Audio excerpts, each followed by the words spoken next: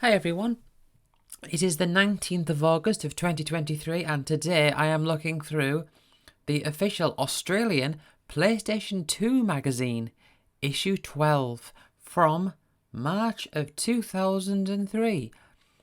So yes, this is PlayStation 2 magazine. This isn't just PlayStation magazine, this is PlayStation 2 magazine.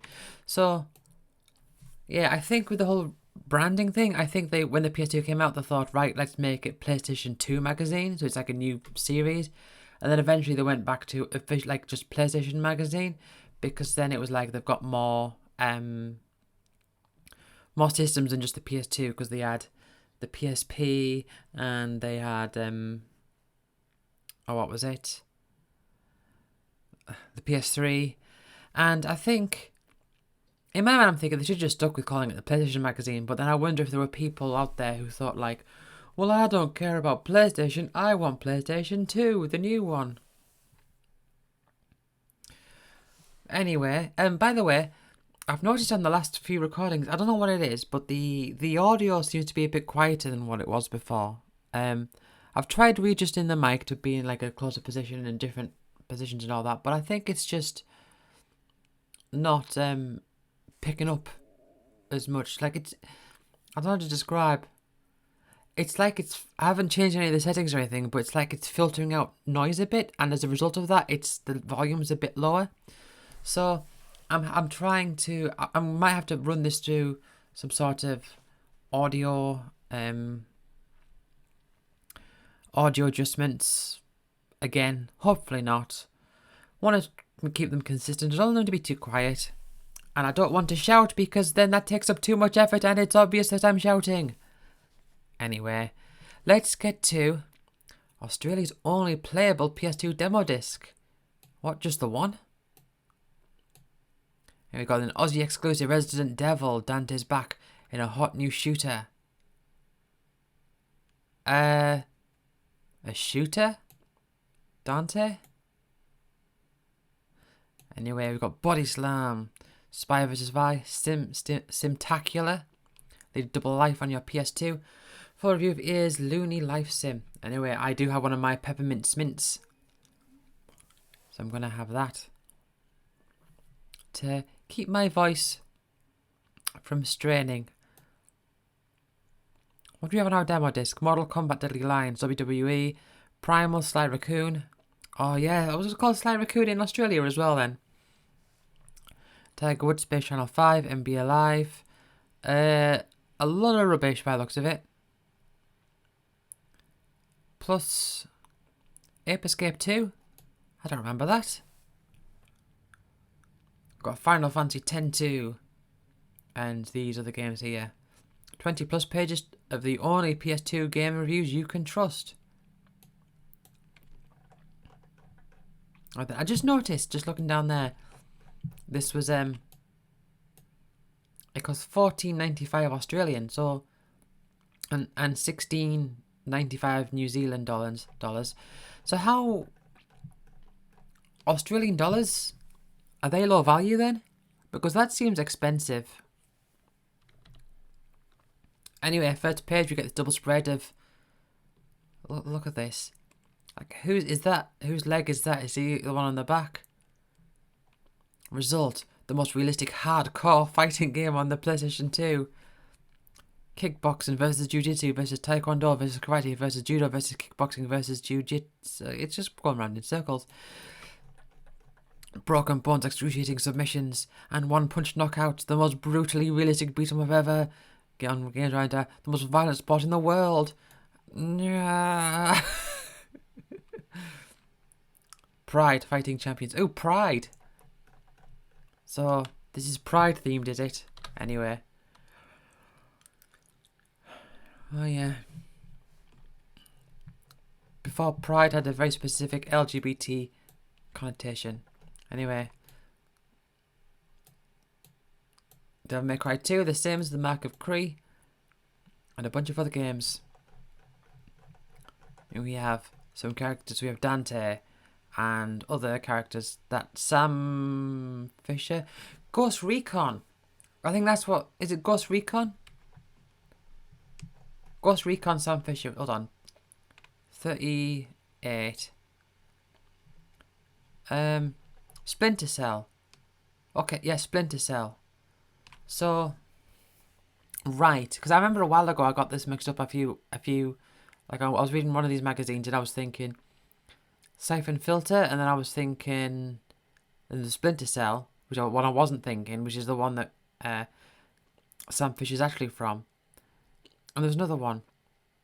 But Ghost Recon, is that a Splinter Cell game? Splinter Cell Ghost Recon?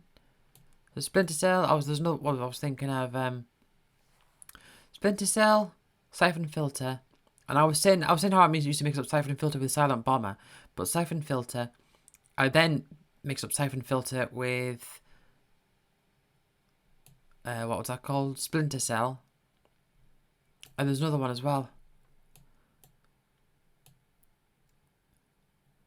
I don't know.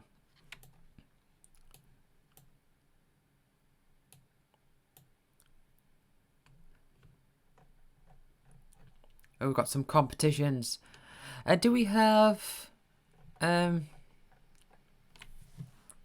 don't know if we have the user feedback.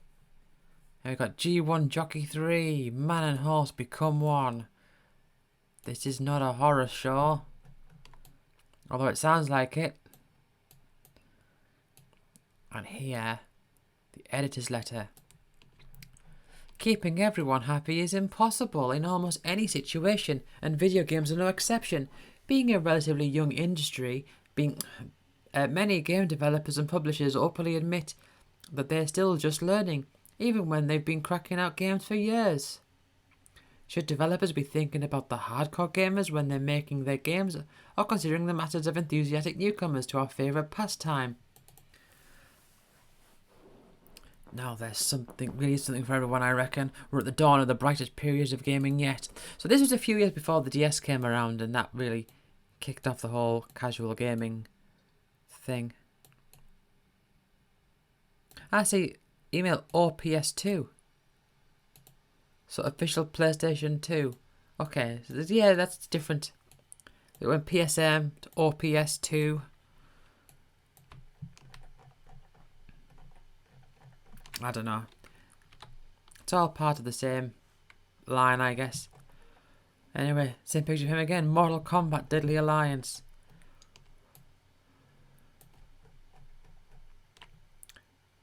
You know the drill. Our demos feature all the moves and action for two playable characters in arcade mode, and there's a raft of non-selectable fighters to spar against in a variety of locations from the game. Okay, here's some moves just in case you want to take your own chances at the new Mortal Kombat game. You can press X to do kick 1. You can press square, that does punch 1. Triangle does punch 2. And circle, right? You might not have guessed this. It does kick 2.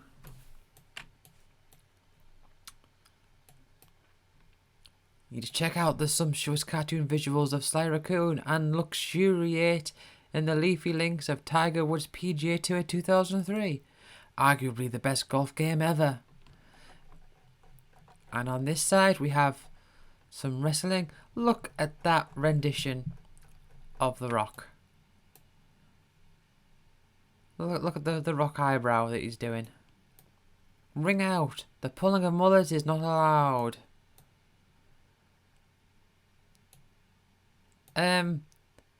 Triangle to run, square to reverse. That's weird. Shut your mouth. That's the name of the game. It's been a long time coming, but we're proud to unleash our WWE SmackDown Shut Your Mouth demo upon you. Featuring 2 fights from the game. And now you have Primal. Again, I've seen this box art around, but I have no idea what it actually is. First choose either 50 or 60 Hz mode at the demo start. If your TV can handle it, we recommend 60 modes for full frame and speed. Our demo features a lengthy episode from the game and has extensive built-in training. Simply follow the captions at the bottom of the screen to learn the controls. Yeah, these ones here. She's... stabbing or slashing a weird tiger dude with her normal arm, I guess. I don't know. It looks like one of her arms is transformed into something there. Hold on, what does that say? On the DVD. Oh, right. These are the playable demos on the DVD. On the DVD. Oh, the DVD disc, because it's. They would say like, oh, it's on the on the disc, right? Because they can't say on the CD. It's a game of stealth, sneakiness, and stealing. You are Sly Raccoon of the title in the game that features a unique graphic style, and more than a few gameplay innovations along the way too. A competition video begins the demo. If you connect to the internet, then why not get involved? Then you're into the game itself. Keep an ear and eye out for progress updates from Bentley via your communicator. As you journey deeper into the level, as the demo is from the early stages of the game, you won't find anything too strenuous on the finger or brain. It's a very, very simple game from what I remember the first one. Space Channel 5 and some golf. This is Sega, isn't it? Yeah, it is Sega. You now have in your possession a bit of a PAL exclusive. At the time of writing, Sony Computer Entertainment Europe has decided not to release this excellent rhythm action game in the UK. So we Aussies appear to have something our friends over in Europe don't. Well, I didn't even know we didn't have it, and I didn't even know what it was. Anyway, the controls, X for chew and circle for key. Tip, it's all about the music. Remember the sequences, then listen back to the track and repeat the rhythm as well as pressing the right buttons in order to win. Yeah, so rhythm game, I guess. Crashed. Oh, Tom Clancy's Ghost Recon. So it's something different. Ghost Recon is something different. Oh man, I'm getting them all mixed up. There's some NBA. We have some quad bike racing by the looks of it. ATV. See, there's another abbreviation. ATV. ATV is off-road racing that comes with sharp handling. The controls will take a bit of getting used to, but that's what the demo is for. We have two modes on offer, a single race or a training mode.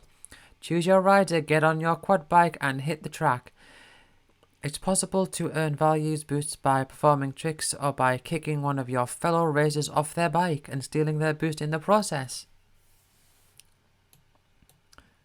Here we have crashed. No screenshots for this one. So yeah, this is saying, in most driving games, avoiding all of the cars is a good idea. Not so with crashed. So you gotta like crash into things and all that. Guess by the name crashed. It's very much just. I imagine this is very much like appealing to that sort of, like, that hyper masculine sort of appeal to destruction. So you imagine like some young boy is like watching, like going like, it's like, oh mom, I want to buy a game, and then she's like, oh, go and pick one, and he sees this and he's like, oh, look at the car, look at the crash, I want this one. That's what I imagine, and with it being rated 3+. Oh, remember these old. Before the Peggy, like the Peggy ratings, like the old Peggy ratings, where it was in this little box here rather than in the square with a number. Ghost Recon. It's debatable. I was looking at the word debatable then. I was like, is that how you spell debatable? And I guess so. It's debatable quite how much of the game programming Tom Clancy does himself, but when it comes to steady-paced army games of realism and stealth, he's the master. Right, so. Oh, and then we have more games at the bottom here. Ape Escape 2, despite being lengthy, lavishly produced, and packed with in-game action hits, this trailer simply can't express the variety and sheer inventiveness on offering the full game. I don't remember. Oh, no, there was a PSP game. Ape Escape game.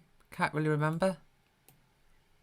It's called Ape Escape something. I don't think it was 2 or 3. I think it was Ape Escape, like a unique one. Did you know Namco was created in 1958 by Masuya Nakamura and originally made fairground rides? No, I did not know that. In a hurry, here's the condensed version. Oh.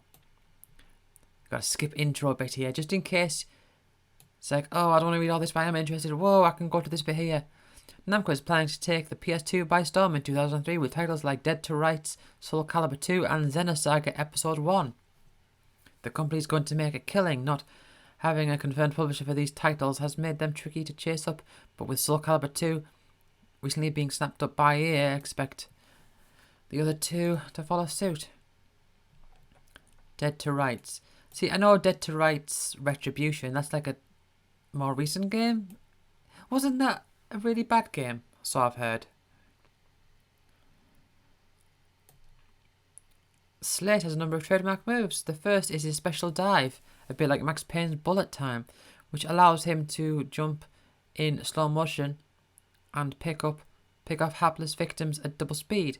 Second is his array of disarms, where our cop hero removes an enemy's gun from his person and then executes him with a nasty squelch. I don't like squelches. Squelches are squelchy. And here we have a doggo, just hanging around being a doggo. Look. Oh. It looks like the, this looks like this bit here. It looks like the cover art for the first Rancid album.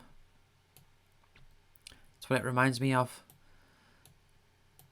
So, what were the games I mixed up Silent Bomber, Siphon Filter, Splinter Cell, and Ghost Recon. And I'm sure there was another one as well. But I don't know. Anyway, look at this Xenosaga Episode 1. The Villa Zermatt. I've seen footage of Episode 2. I have a friend who got it. And he wasn't really keen on it.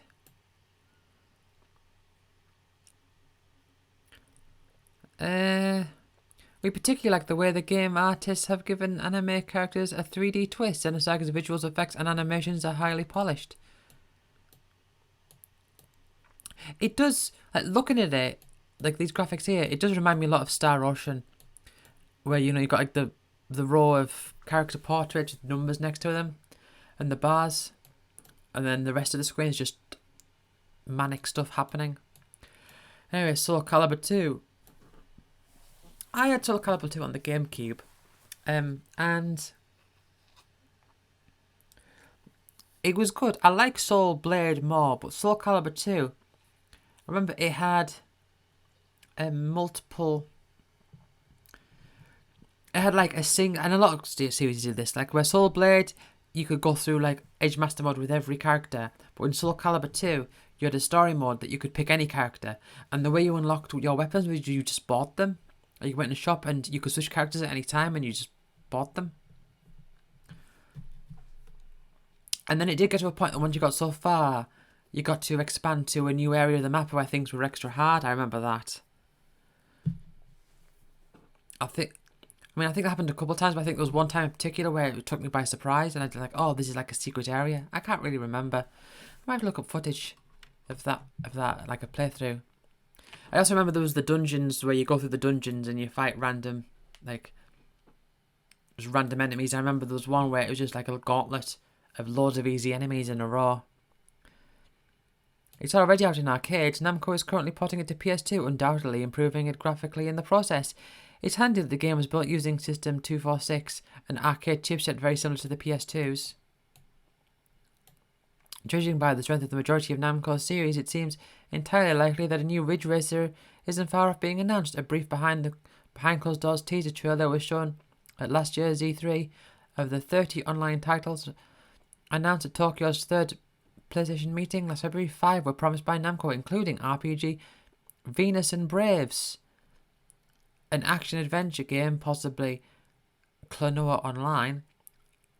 These are two different. Oh, these are listing them. a sports title, and a 3D flight shooting game that we're almost certain is in Ace Combat Online. And then there's MotoGP 3, covered in this issue's spy section, plus the inevitable Tekken 5 and Time Crisis 3. Now, the thing is, with the Venus and Braves, I saw footage of that because this was back. I remember back when I think me and my friend, we used to go on GameSpot and just search up RPGs, see what we could find. And I think eventually I saw Venus and Braves and I thought, oh, that looks interesting. And there's another one as well, Eternal Poison. But it's like I saw them, I was like, oh, that's interesting, I'd like to know what that is. But then I never saw it since then. I think Venus and Braves is one where you have like a party of 12 characters and you like regularly like switch between different roles of whichever of like 4 that you control. Square Deal. Oh, do you remember the Spirits Within? And there's Star Ocean 3.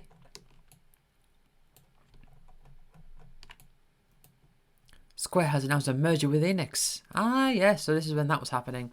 Creator of the hugely popular RPG series of the... Hold on.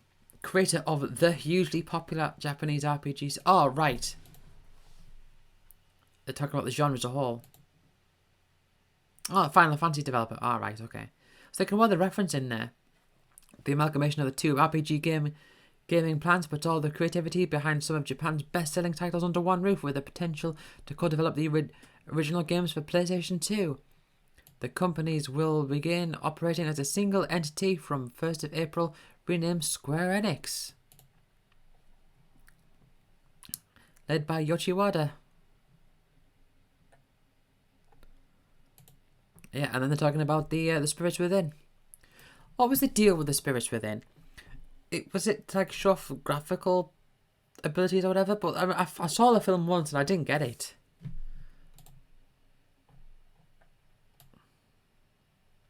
I think that was a usual experience for people. They saw the film and just like, what is this? I don't get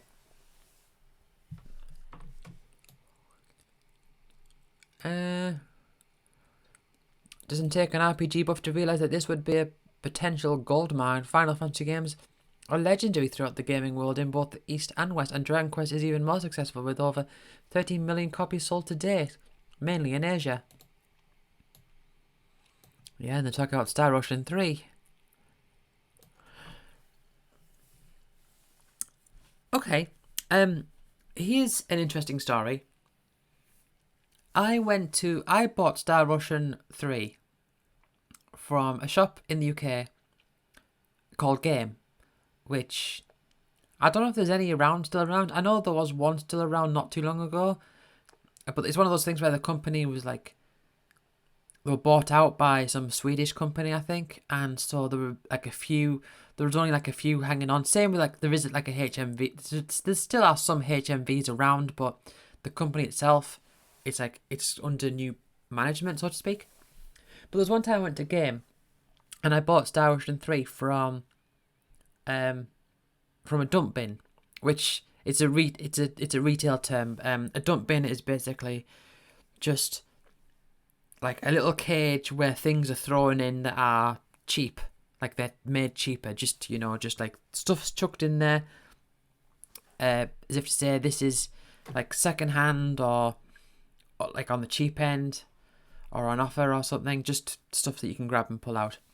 So there's one of these in a dump bin, and I bought it, and then soon after I went back and I said, oh, there's a problem with this game.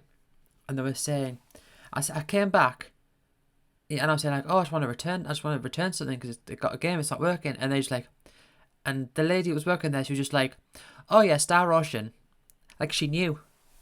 And I was just like, yeah. I don't remember what happened, but I did get like a working version of the game eventually. But yeah, she knew. She was like, oh yeah, Star Ocean. Okay, well. A winner emerged from the legends of Aussie Tekken fans. With the 10th finalist from the official Tekken 4 competition, gathered at the Sony Style Complex at Sydney's Fox Studios, there was a real buzz in the air. On top of the obligatory nervous energy that a gathering of 10 of the best Tekken 4 players in the country was generating, Australia had just demolished England in a one-day cricket match a couple 100 metres away. Hopefully this was a sign of things to come for Alex Milano, who is now off to England to play against the best Europe can muster.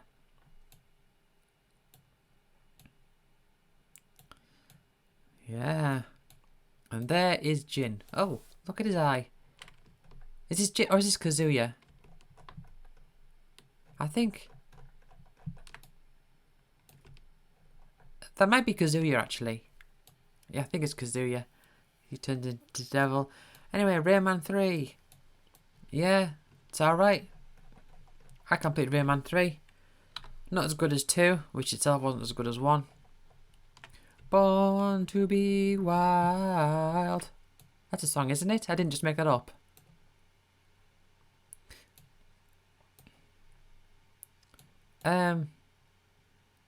This is a motorbike game. Look at that bendy track.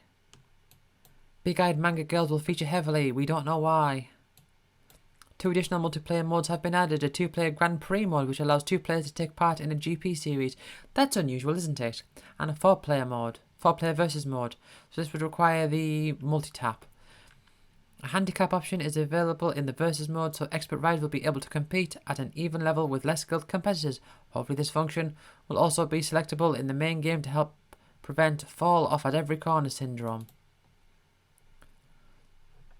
Jobs for the mob. What is this? Oh, the getaway. Alright. Slack Sabbath. Ozzy Osbourne bites off more than he can chew. Hold on. Let's go back up there soon. When Savage Strikes, Big Ben's forthcoming mythical combat game developed by iRock was unveiled in 2001. What's it called? Savage Skies. I've never heard of it.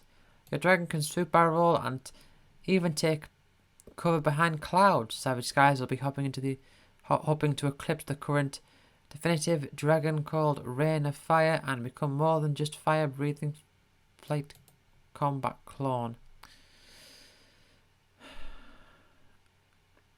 Never heard of it. I want to take a step back in time, defying laws of physics in computer artworks, a sound of thunder. Time Travel has inspired many a writer and film director. The Bandits, The Terminator, Back to the Future and Bill and Ted all toyed with the subject and showed the possible consequences of playing with time. Oh, this is actually a game. Okay, I thought they were saying like, let's have a look at old games or something.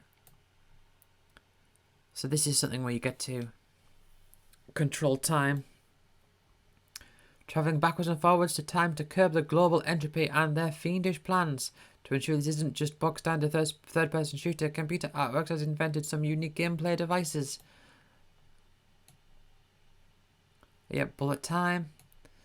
And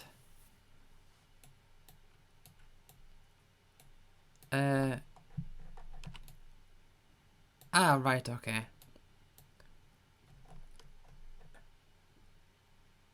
Yeah, it looks very PS2. And here we have Dynasty Warriors 3 Extreme Legends.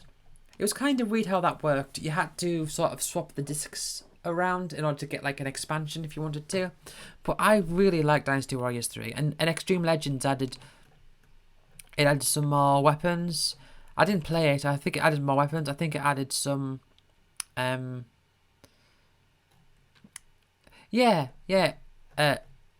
this is what I mean. So yeah, discover 5th weapons and new items. Oh, new items. 4 new challenge modes. Didn't know that. New very hard difficulty level. Challenge mode ranking system. And play as 7 fierce generals in Muso mode. So the characters who originally didn't have a Muso mode, the 7 that were unaligned. So Lu Bu, Dao Chan, Meng Huo, Zhu Rong, Zhang Xiao, Dong Zhuo, and Yuan Xiao. Completely revamped stages with new scenarios and events. So what about Fuji and Nuwa? Because they're part of that set as well, but I guess they're like extra secret characters, I guess. Customize your bodyguards. and remix Play Extreme Legend by itself or with Dynasty Warriors 3 to power up the original with the new XL features. Save data. So it's kind of works like Sonic 3 Knuckles in that way, but so I think it was DW3 plus XL or something, which is like the full like thing. But yeah, I only had the vanilla Dynasty Warriors 3, and I mean, even just looking at that logo, it's like I get nostalgia, because that was a good game. I really liked it.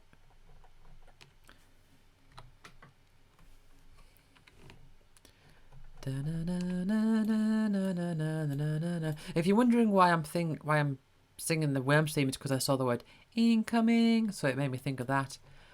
Axe Appeal, racing game. No official word has come from Ski confirming the existence of this game. I just call it Ski. That's fine. A bit of a mystery, this one, normally being the savage news hounds that we are. Spy gets its stories direct from the developer's mouth. Just recently, though, we discovered information about a game that's from the most unlikely sources, a gaming website forum. Ah. So it's not too reliable then, is it? Making PS2 games better. Whilst PS2 competitors are already talking about the next generation despite not really making an impression on the current one, Sony Computer Entertainment is instead committed to working with what it already has. Yeah, for 3 more years. Well, more than 3 more years. I mean, the PS3 came out a few years later. They've got some PS3. What's going on there? The PS3 came out a few years later, but even still, it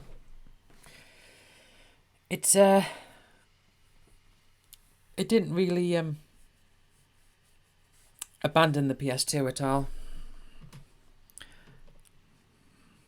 A souped-up development kit of the kind used to produce PS2 games, so the program can identify problem areas in the code. When a similar system was utilised in PS1 development, there was a noticeable positive. Right, so increasing the amount of stuff, the ability to make games. Anyway, look at the old eBay logo in use for March with Activision Anthology arriving into the office. It would be a crime for us not to point out that it's still possible to get your hands on an Atari 2600 on eBay, via eBay. What is the point of this? What a weird thing for them to talk about. So you can buy an Atari. PS3 watch. Although we don't want to start any premature rumours, Toshiba has just announced it's going into commercial production of the Cell processor, the fruit of the collaboration with Sony and IBM to produce smaller, faster and more efficient microprocessors. The thinking is this Cell technology will eventually be incorporated into Sony's next generation entertainment system. Cell would obviously be the central chip. Cell system. Entertainment system. Cell would obviously be the central chip for our next generation products, confirms Sky, Sony Computer Entertainment International, I guess. Spokesperson Kenichi Fukunaga. We're developing Cell in preparation for the time when every computer is linked to the internet. Yeah. So we have the top incoming. So, top PS1 games. So, starting from the top, we have Tony Hawk's Pro Skater 4, Treasure Planet, FIFA 2003, Digimon World 3, and then a bit early we have Tomb Raider 3 and 4 Collector's Pack. That's nice. Tony Hawk's Pro Skater 2. Space Check Pack. I've never heard of that before. Then there's Final Fantasy 9. And that's a very good game. Top January PS2 games. GTA Vice City, Lord of the Rings 2 Towers, The Getaway, Grand Theft Auto 3, Dragon Ball Z, Kingdom Hearts. Kingdom Hearts would be... They've listed that under adventure rather than RPG. Interesting. Tony Hawk's 4. Is there? I'm just looking back up here. Tony Hawk's Pro Skater 2 PTM. I don't know what PTM means. Oh, Platinum? Platinum, I think it's Platinum. Right. And the PS2 release schedule. Oh, so these are the games that are coming out. iToy, that would be interesting to see. Oh, Breath of Fire 5. That's an interesting game. A lot of people don't like it. I quite liked it. Final Fantasy X too. So what is... Oh, this is to be confirmed. Okay. Okay. Whoop. Oh. Here we have an ad. Sly Raccoon. No, I can't see him, officer. And... Most Wanted, Tomb Raider, Angel of Darkness. Oh dear. Final Fantasy X 2. Oh, Shinobi. I remember there being a Shinobi game on the PS2. And a friend of mine really he was like into it, he wanted it. And I remember seeing it and thinking, oh, that looks cool. And I was familiar with like the early Shinobi games, like the Mega Drive games. Our pledge to keep all the big games under constant surveillance is directed by you. Whether a cool new game bleeps loud on your radar, write to us. We'll dig up exclusive new screens.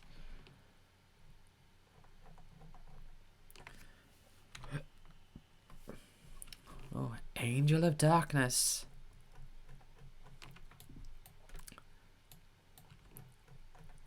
This game was very bad. I bought it from my friend who I've just talked about, who I just mentioned with Shinobi, and the one who had the Xenosaga 2. His brother had Angel of Darkness. I bought it from him for £10, I think, and it was not good. Tomb Raider: The Angel of Darkness is caught between two particularly naughty stools. Do something totally new or please Tomb Raider fans. Currently it's erring on the side of familiar caution. Hot or not, apparently it's boiling. Something very Tomb Raider, but with a new vibe, plus new puzzles, baddies, tasks and action.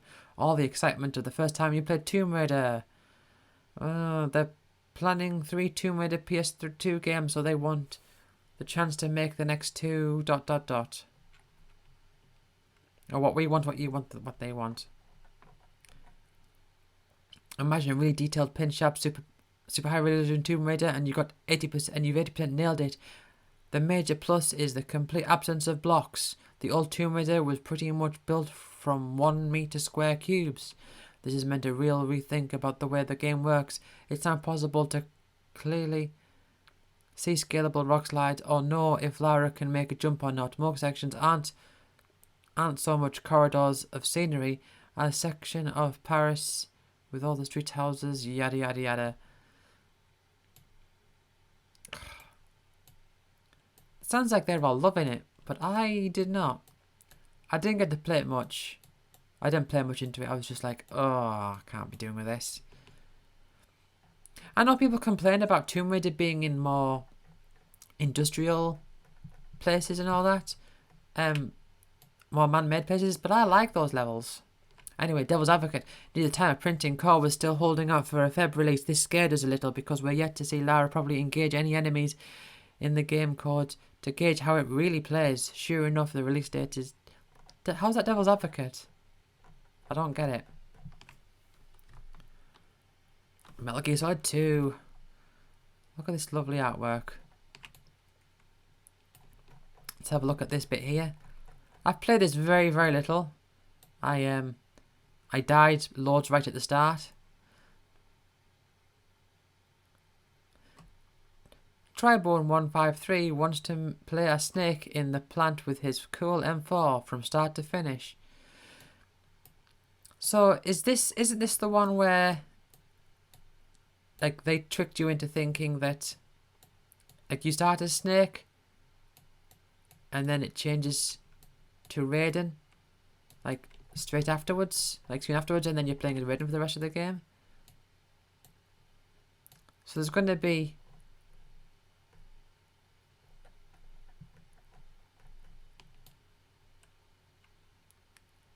yes, I'm looking at screenshots and I'm thinking, are they trying to hide that fact? I don't really know.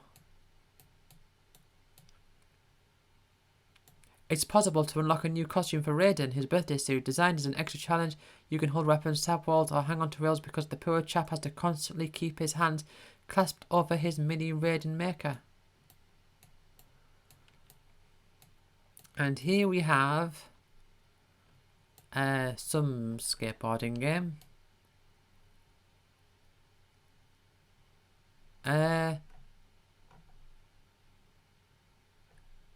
It's just a mini game, isn't it? Snake.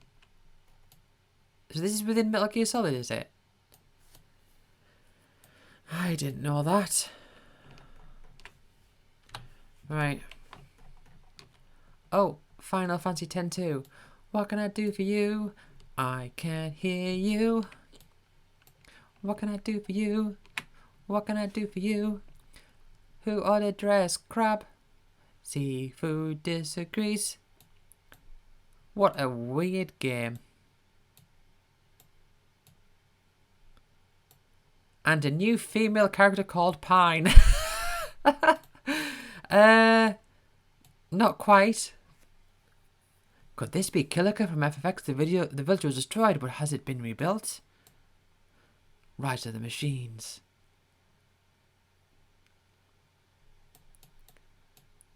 In FFX 2, we won't see the return of the Sphere board. Sphere board? Sphere grid. Experience will be gained in the more traditional way by twatting things. Also, the battle system is totally revamped. That means no overdrives or overkills. What's in place? We'll have to wait and see. So this is basically Final Fantasy 12, right? Wrong. Until now, Square has set each new Final Fantasy in a new universe, but with Final Fantasy X-2, it had a change of heart. Gamers will be returning to the world and characters of Final Fantasy X 2 years after the events of that game, and it appears a lot more has changed than just Yuna's taste in threads. Oh. No, she's not by herself. She's with Riku and Pine. Didn't you read? Is there another instance of them calling her Pine? I've got to see. Paragon, the screenshots. Say hello to Pain. Ah, okay. So they spell her name correctly there. Imagine someone saying that like, oh right, so now there's 4 characters, Yuna, Riku, Pine and Pain. Has the FF universe gone crazy? We don't think so. It's about time Square revisited familiar faces and locations. Mr. Moogle from the forums hopes Square doesn't rip off Tomb Raider too much. Fair call. I mean, what, just because she uses 2 pistols? Does she use 2? I know she uses 2 in the cutscene, and I'm thinking in the... I suppose if you're using... What's that ability called? Gunplay. If you're using Gunplay, she'll use 2. This is a full squeakle, not just an add-on. Anyway, it's warm. It's not like Tomb Raider Angel of Darkness, which was boiling. True crime.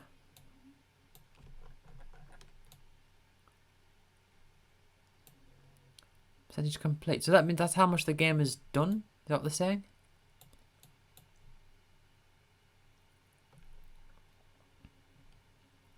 Anyway, Forum Might Kane 79 has concerns that True Crime may be crossing too many genres to play well. Like, look, you've got the jumping shooter, you've got some car stuff, I think there's some first-person stuff. Well, sort of. I don't know. I mean, what genres is it crossing? How does close combat work? From what we can see, it looks as though a lock-on facility will play a part in tying the hand-to-hand and shooting action together. It looks pretty impressive at this point. A hybrid of Vice City's target system and the Getaway's eye for detail. If it can perform as well as it looks, we'll be in for a treat next year. Is it a fighting game or a driving game? It's both.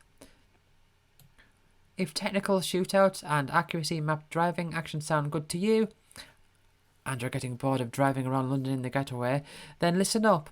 As the screens on this page show, your time will be pretty evenly divided between high-speed chase missions and shoot/beat-em-up action. Oh. Pursue suspect. Okay, so is this still... Oh, we've got Shinobi, which is 90% complete. Must feel good, right? Sounds the money. Yeah, controls are intuitive. The atmosphere and the plinky plonky oriental soundtrack are spot on, while the enemies are, at least during the first few levels, pleasurably easy to dismiss. It's looking good, all stooled franticness, and your brain is definitely not invited. Now, Senhachiru on Dante vs. Hotsuma. Dante is a fairy. My money would be on Hotsuma. Well then. What we want. A lightning fast Onimusha without the bothersome gift swapping. Gift swapping? So it was Onimusha 3. Because Onimusha 3, you do swap between two characters. I don't know if this is if that's what it's referencing. What they want to create a button hammering thrill kill in a cyborg oriental matrix setting only with swords. Oh, yeah, I remember this. I think I might have seen like a demo, like a video demo of this game or something. I remember seeing it and thinking, it looks really cool and everything. Could just sort of have the Onimusha 3 style visuals to it, with the way that it's looking. Mystic Heroes. What's this? Mace Griffin Bounty Hunter? Never heard of it. Let's have a brief look. It's hot. Which weapons can we see here? A variety of firepower is available, from long-range stealth kills made easy by a futuristic sniper rifle to simply blowing your foe into small alien chunks. There will be many options available to you. It's all about choosing the right tool for the job. There are sonic rifles, grenades remotely, activated bombs, shotguns, let's list a lot of weapons. Let's just give you a big list. Let's say, oh, you can punch them, you can kick them, you can stab them, you can blow up their face with a bomb, you can do all these different things. Like, oh, Mr. Burns, with such great weapons, should be forgiven for indulging. Mr. Burns? Oh, like The Simpsons? Anyway, Mystic Heroes. So is this like a Dynasty Warriors style game, but like cutesy? I'm sure I've seen... Oh, it's by Koei. I'm sure I've seen that logo around before. You fight massive enemies with a variety of techniques, including magical rune attacks. Create your own fighting style, combining magical and physical attacks. Born to battle. Mystic Heroes. Available March 2003. And instantly turn the page and I see a swastika. Tenchu. The game. Oh, well, it's Wolfenstein, I guess. Tenchu. That's a game. Is that a PS1 game?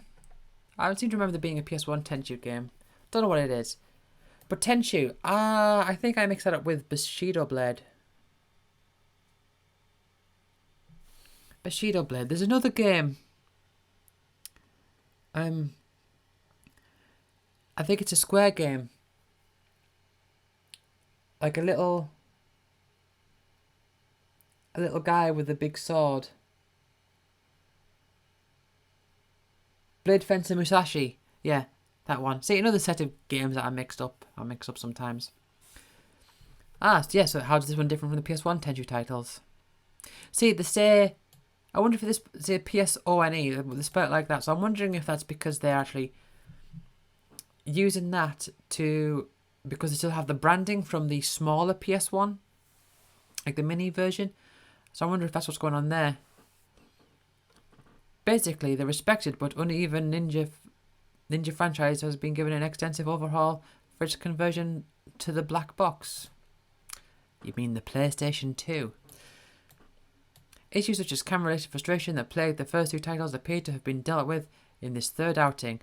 There's a lot... I also find it funny when like games are like, oh yeah, this game's amazing, you can do this, you can do that. And then like a new game comes out and it's like, remember those old games that we said were amazing? Actually, they're terrible. It's the new games that matter now. So that's why it's interesting to look back at these old magazines to see like what they were saying about like, oh, this brand new immersive world, and put things into perspective. I know you can see the text, the way this was scanned. You can see like the text. So from the previous page on like the Mystic Heroes, you can say March, available March 2003. We want a challenging and immersive adventure that keeps you on the edge of your seat. And Foramite Masse, I guess is how you pronounce it, has been hoping for tag team stealth kills in multiplayer. They're there. That one's hot. And over here we have this Nazi lady for Wolfenstein, starting off with the humble combat knife. The combat knife, players will soon find Luger pistols, Stens, and MP40 machine guns for the sneaky types. There's also the FG-42 paratrooper's rifle, but for the ultimate in mass destruction, you can't go past the Venom chain gun.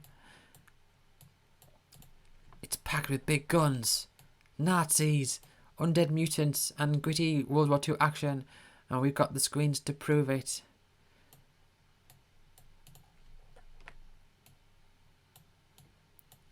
So it's a pretty big castle then.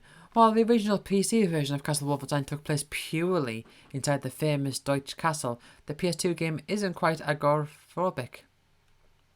Taking the action out into the big bad war, players will be able to blast away at Nazi scum all the way from the trenches of Norway to the deserts of Egypt. Oh, back in the day when everyone just like seemed to universally agree that Nazis were bad. These days it would be like, Wolfenstein's gone woke. Just because they disagree with you, that doesn't automatically make them a Nazi, and then they'd be saying like Nazi stuff. Some better graphics. Come on, guys. We know the PS2 can push more polys than this. Fist of the North hopes the broadband adapter comes out so I could smash my mates. You might want to use a better word there. And either way, you don't need the broadband adapter to do that. You can, as long as you're all consenting adults, then I think you're all good. So many images in this. Like I notice, like a lot of the previous magazines, they've had like images like around and like the border of the pages as well. But this just has images everywhere. One of those rotating chain guns would be awesome. What even is this game? RTX Red Rock. No, he hasn't been knocking hard liters of the hard stuff. Wheeler's bionic eye allows him to switch to thermoscan, electroscan, and bioscan. These different vision modes can be used to locate life forms of nearby rooms or panels and doors that are invisible to the naked eye. So who are they talking about here? You don't get to see a character's face. They're not won't talk about this robot. They'll be talking about like one of the characters, but we don't actually see. Okay, I can't actually see any. Unfortunately, there's nothing but virtual reality kissy in this game. Who's the guy with the funky looking green monocle? He's Eugene Wheeler, the biggest, baddest RTX soldier of them all. So he'll be the one with the thing. But, I mean, we don't get to see. We just see images from behind. Oh, hold on. Can we see here? No, not really.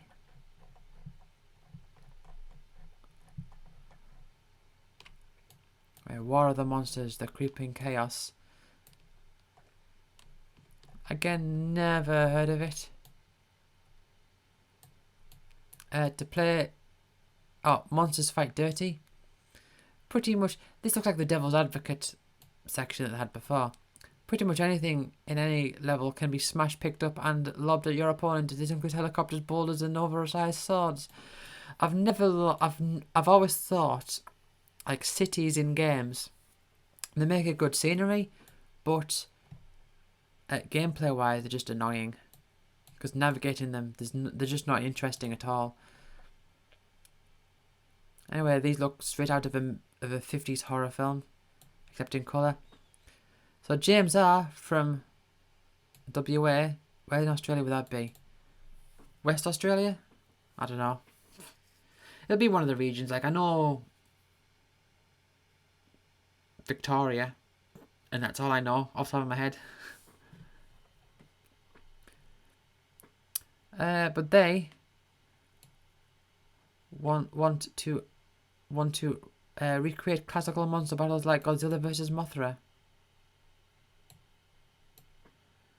2-piece alone make a good game. At this stage of War of the Monsters, looks like a lot of destructive fun, but not much more.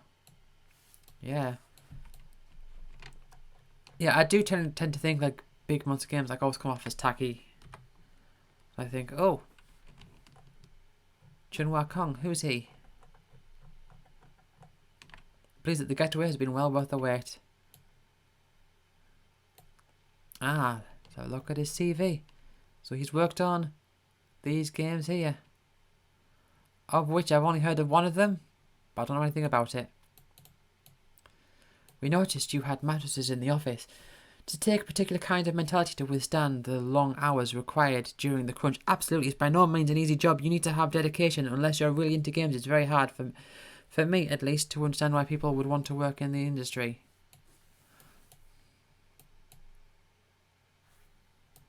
Alright, so let's talk about The Getaway there. The Getaway's lead designer sings like a canary, and you can get Tear In for 15% off the latest and greatest PS2 games, no trading required. Oh, Tomb Raider: Revenge of Darkness, Mortal Kombat: Deadly Alliance, Tenchu, The Sims, Pac-Man World 2, Metal Gear Solid 2. Rip out this ad at Get In Store and score a further 50% off our already low prices on these titles.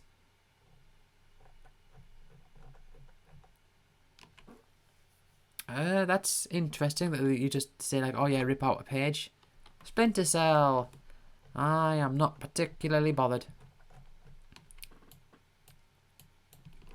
There's a game I was calling Ghost Recon and Siphon Filter. And all that. Right. The US government denies its existence, but Third Echelon deploys elite intelligence gathering units that consist of a lone field operative supported by a remote team. You are field operative Sam Fisher, gruffly voiced by Michael Ironside, who has appeared in V and Total Recall. Okay. So, it's a type of game where you got technology. It's a type of game that includes technology that when you turn it on, it makes a sound. I don't know how to explain what I mean, just it has a sound.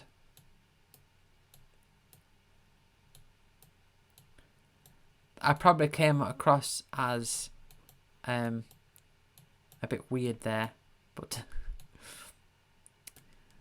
a paltry 3-month wait for a superior game is so worth it. Upgrade to PS2. Ah, so this was... Oh, hold on. Some Xbox owners laughed, said it's Splinter Cell couldn't be made for PS2, but you'll be able to show them they were wrong in a month's time. As for change from the enhancement from the Xbox version, well, there's quite a few, in fact. So many that Xbox owners may want to play this version instead. For a start, there's 30 minutes of new cinematics. Remember when cutscenes were viewed as a good thing? And 4-minute CG intro movie, fully 3D, including music recorded. Yeah, a new intro. May sound like a big deal. So yeah, this was like, it was an Xbox game, and now it's coming to PS2, and it's like, see, the Xbox isn't that great. We have a game coming out that you've already got, but it's going to be better. Oh, and here's more. I really don't care.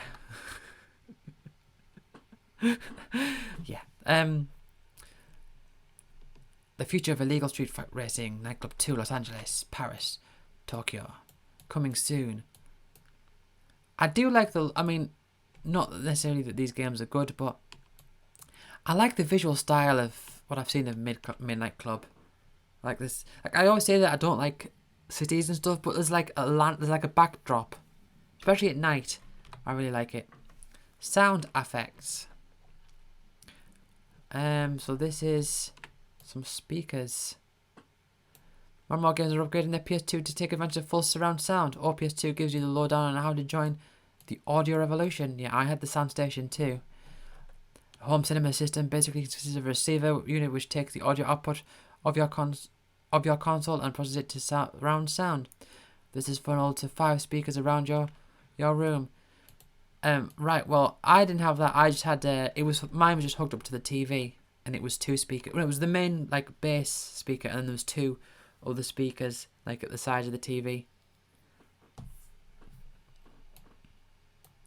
I remember I eventually moved one of the speakers like even further along because my TV is to the left of the room, so I had the left speaker like right next to the TV, and the right speaker was quite a far distance away. Probably not a great idea to do that.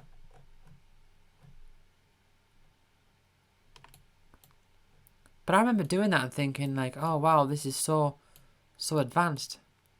Imagine playing Transformers 2 with surround sound. If your opponents don't have it, you'll be able to track them by listening to the direction their gunfire is coming from, but no one will be able to creep up on you. That's interesting to see, because now I always just use headphones. I don't like using like speakers and all that, but I was thinking, I don't actually know. It's like I wonder how that would sound like if I was to play like a game and, you know, have some sound behind me and some to the side and all that. I wonder how that would feel. Oh, and there's more.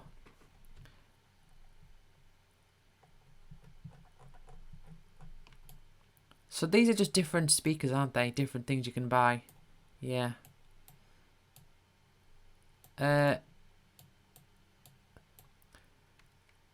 Hook your PS2 up to a home cinema system. You can play DVDs as God intended. Practically every DVD release comes with a Dolby Digital or DTS soundtrack. It's also great for live music DVDs. So these look like microphones. They're speakers, but I was looking at them. I was thinking they look like microphones. And he's telling you how to set it up. And the interesting, see, this is giving me flashbacks. I'm thinking, do you remember when, like, you'd load up a DVD and it would bring up a splash screen saying Dolby Surround Sound? I remember that. Look here, get it here, as in audio, ha ha ha. So which titles will allow you to get the most out of Dolby Surround Sound? Well, a bunch of games here. Final Fantasy X. What is it? SPS. Oh, a Dolby Logic Pro 2 and S equals Dolby Surround. Alright then.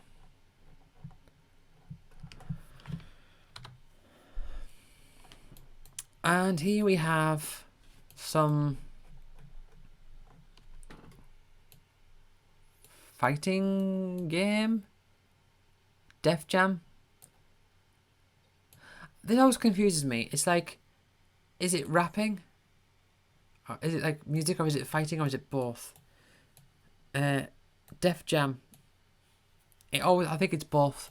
But look at this slanty text. It's like that Sega magazine. Look at this. Look at how this is slanted. It's slanted like one way, but they change like it's like the line, the cutoff point like moves slowly to create its own slant like in a different direction. Was it difficult to get the artist to agree to be in the game? It has is to get them to make an album. It's the same thing. We had to get them in the studio to do their moves. But when one of them got into it, everybody started to get into it. I got artists who are mad at me right now because they can't be in the game.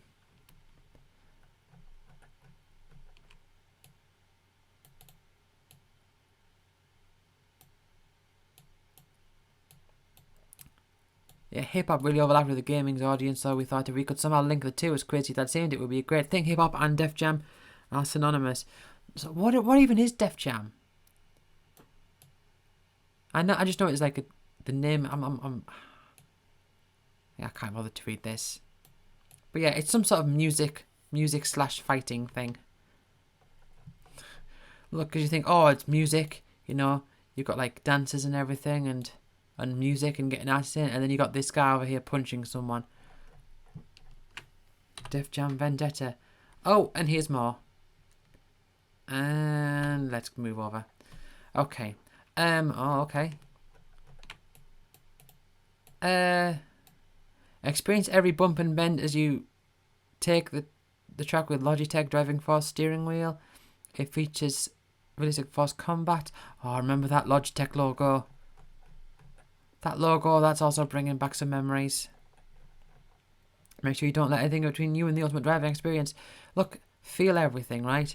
So this is saying feel everything. Unlike a condom, feel nothing. Like, what are they saying? Are they saying don't use condoms? Is that what they're trying to imply? Is that really such a good message? Anyway, here we have Devil May Cry 2. I heard this one had a lot of criticism. The OPS 2 awards. Hold on.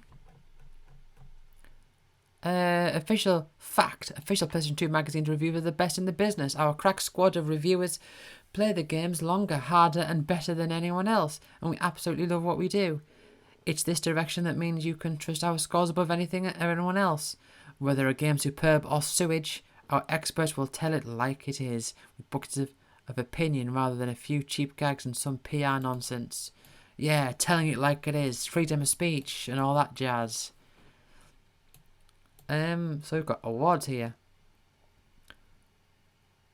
So bronze, silver and gold. Right, so that's just saying gold is an 8 out of... bronze is an 8 out of 10, silver is 9, and gold is a 10.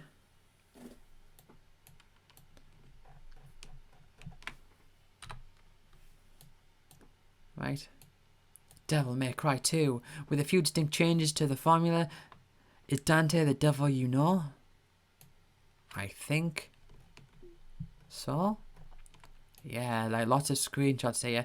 I can imagine, you know, if you are like of this era and there's like a game, like say if you really like Devil May Cry, right? And then you open this and you're like, oh wow, this could be quite exciting, seeing all these screenshots. You're just like staring at them. It did a lot more than provide games with a new kind of action game. Capcom had been enjoying great financial success through its Resident Evil series, but was winning little in the way of critical acclaim for the lack of change from one title to another.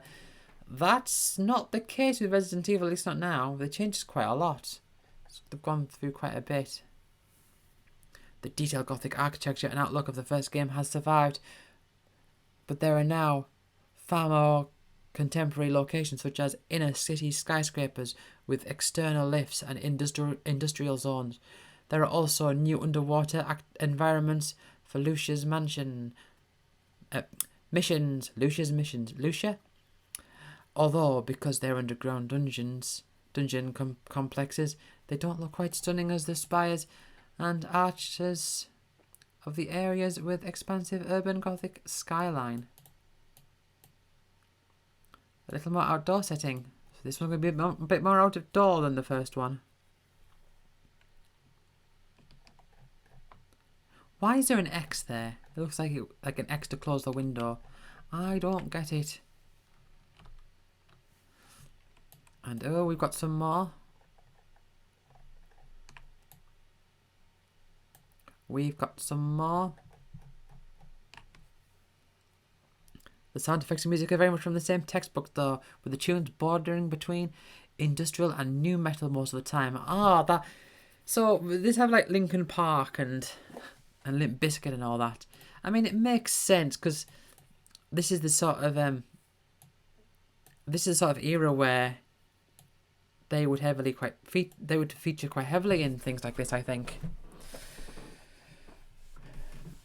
I don't know what's going on with this volume. I feel like I'm looking at the bar here, and there's like a green segment on OBS. There's a green segment, then there's a yellow segment, and then there's the red. And when I talk, like say if I lean back, right? If I lean back like this, it sometimes doesn't even get to the yellow, and if I lean forwards, it gets to the yellow just. Doesn't seem to make that much of a difference, but yeah, the audio isn't as good as it once was, and I don't know why. I will have to see if I can find that out, because otherwise I'm just going to have to run it through Clipchamp and just increase the volume a bit. No question of this demon's gender. Alright then. Lucia's gonna want a nose job shortly. I cannot see. What are they saying? That's a nose? I don't know.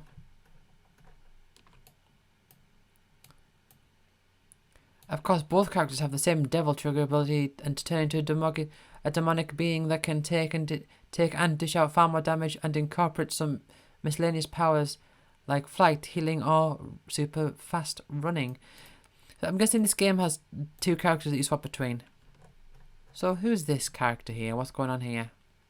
Devil May Cry's 2 cutscenes are a feast for the eyes with some superb action and CG tidbits. It's just a shame the dialogue and flow of the story is so typical of an action game like this. So the Devil Trigger mode is a new thing, I guess. Anyway, look at all these screenshots that I've got. They're just plastered new screenshots everywhere. Anyway, new girl. Now I can't wait to tell you all about it. Under the direction of her mother, Lucia is working to rescue the Arcana, magic artifacts that the malevolent Arius requires to create your stereotypical Armageddon scenario. Like Dante, she's not entirely human and has a devil trigger state of her own. To give the demons a taste of their own guff, she varies from Dante in several ways though.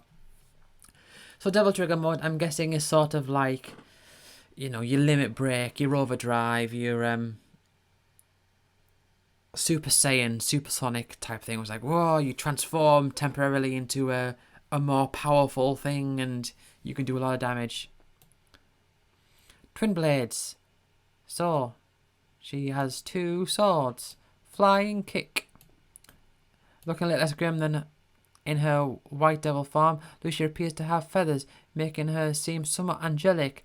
She lets loose with volleys of guided throwing knives at a distance, and even more powerful melee strikes than normal.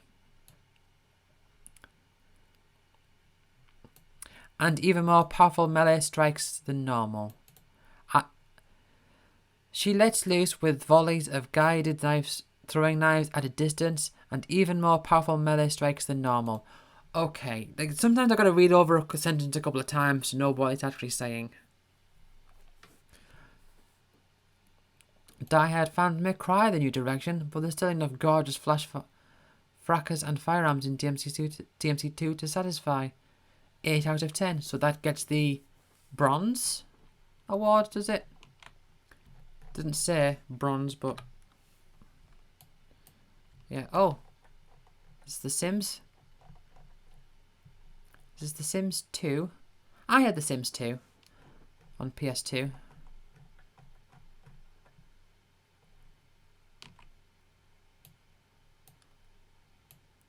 $100. Yeah, in Australia, games, I don't know how it is now, but games then were, I mean, I say games were really expensive, but I don't know, like, again, I don't know the exchange rates. Like, the magazine was $15, so a game being $100 might actually be comparable. I don't know. The plight of regular human beings. It's a society, we can't get enough of them. Reality television programs draw record ratings because people tune in to watch other people do nothing more than sit on the couch and argue with one another. Oh, there's no cartridges, no epic war scenes, no deadly games of cat and mouse with only their wits to depend on for survival. Yep, just getting on with life, doing life things. The creative option is quite thorough, if not as comprehensive as we'd hoped. Check out our fantasy threesome. We have Shakira, Sophie Ellis-Bextor, Holly Valance. Creating her rhombus-shaped head was tough, but stylish makeup combined with an elegant basque completes the effect. Check out the pearl necklace too, see? She's classy. I mean, I can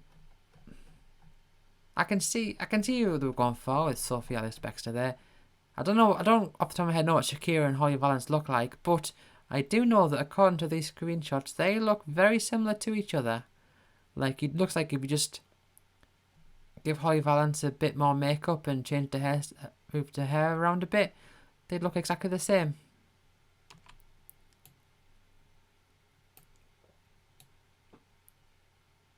Yeah, they'll need to make friends, learn skills, progress along our chosen career path and move into bigger and better houses. Interior decorating fans will forget they ever heard the name IKEA once they lay eyes on the 150 plus number of items you can fill your house with. Yeah. So it's all like stat management, isn't it? Like, you have to read like comfort levels and all that. And that's when you put them in a pool and remove the ladder. Like, oh, scales. Obviously they're talking about like, she's talking about like, oh, justice, you know, equality. And he'll be like, rah, rah, rah, rah, rah. And he'll be talking about, he'll be like, football. He's like, politics, football, politics, no. Do you like football? I don't like football. I like football. That's how their conversations go. Understanding what your sim wants is vital to the gameplay, and it's just as well you can check the motives manually rather than relying on what appears in their thought bubbles. There was a lot of speculation about whether or not the mouse-driven controls on the PC original would translate well to the PS2 controller. The good news is that not only does the controller work well as the mouse, in many ways it works even better. I mean, I played it and I was thinking, yeah, it works fine, but I don't know if it works better. Anyway, is this definitely The Sims 2? It says The Sims, but it doesn't actually say The Sims 2, I don't think. I mean, maybe somewhere on that page it does. Oh, that's horrible. That is a really nasty advert. So, yeah. Hey, would you believe, not just for girls, our first Up PS2 were resigned to labelling The Sims a casual gamer's game, not really worth our time considering all the other games we want to play. A few hours later, we were desperately trying to earn enough money to buy our Sims a new train set. The truth is that The Sims is an amazingly addictive game that can captivate a more diverse spectrum of gamers than any other. In short, it has universal appeal. We don't know why a game that stimulates the humdrum everyday human life is so likeable. We're games journalism, not psychoanalysts.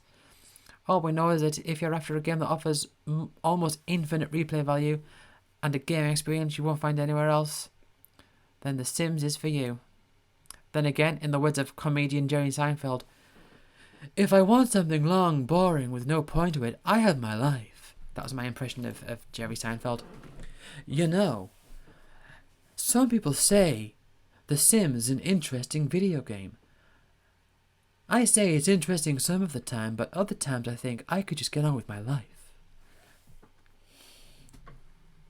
What's interesting about video games is all you do is press buttons and things happen on the screen. And people talk about it as if they actually did it. I watched through Seinfeld and he is so not funny. Like, not just the character, but Jerry like himself. He is just so not funny. Anyway, let's move on to this, like, aggravating, horrible advert. Oh. That's meant to be like dirt, isn't it? I mean, look, eat up the road. Like, oh, look, it's so hardcore. It's so hardcore. The courage place, the extreme place, the competitive place. I need a square in there somewhere. I mean, the best interpretation I have is that that's actually just toast. Like, you could look at that and say like, oh well, it's like burnt toast. But even still, it's like, oh, gotta brush my teeth. Nasty advert. The Mark of Cree. Another game I've seen the box of and I know the character from it, but don't actually know what it is. Anyway, what's up with these page numbers? Hold on. I've just noticed there. How is... So, 44 of 46. So it says 46. Right, 40. Yeah, because... Like, hold on. So I go to 44 of 46, right? So I go back here. 1 of 100. 45 of 44. 46. And then it goes to 30. Okay, then 52 of 100. 40 of 46. 42 of 46. 43, 44. 45. 46. 61, 62 of 100. Don't ask me. Don't ask me. I can't figure it out. And anyway, now we're on 1 or 2 or 46. So hold on, this is 62. So 100 minus 62 is 38. So go forward, and now it says 1 and 2 of 46. So it doesn't even add up. I don't know. Anyway, the Mark of Cree gets bronze. The one major gripe that we gamers have with scrolling beat-em-ups is that they almost always involve focal attack-based combat, meaning that you have to physically point your characters in the direction of an enemy in order to hit them. This is not the case with the Mark of Cree, as the developers have incorporated a unique targeting system that allows you to use the right analog stick to choose your foes you wish to attack and assign individual buttons on the controller to each enemy.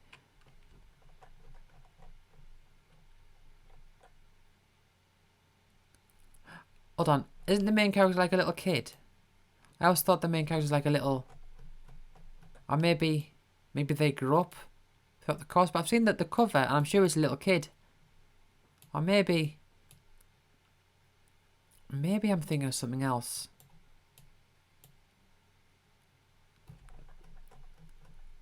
Yeah, he has like war paint on, like a kid with war paint on. But I guess he just grows up at some point in the story.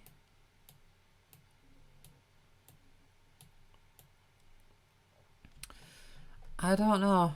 Here we see Rao nail an enemy to the wall with his sword. Good old decapitation. You can't be any more thorough than that.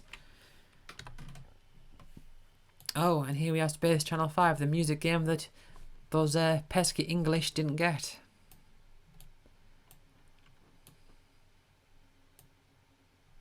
Oh. Oh, so this is still Mark of Cree, okay. The presentation throughout the Mark of Cree is superb, with excellent voice acting from the narrator and striking artwork throughout. A few of the cutscenes are a tad grainy, but the way the sketches in between levels blend seamlessly into the actions is brilliant.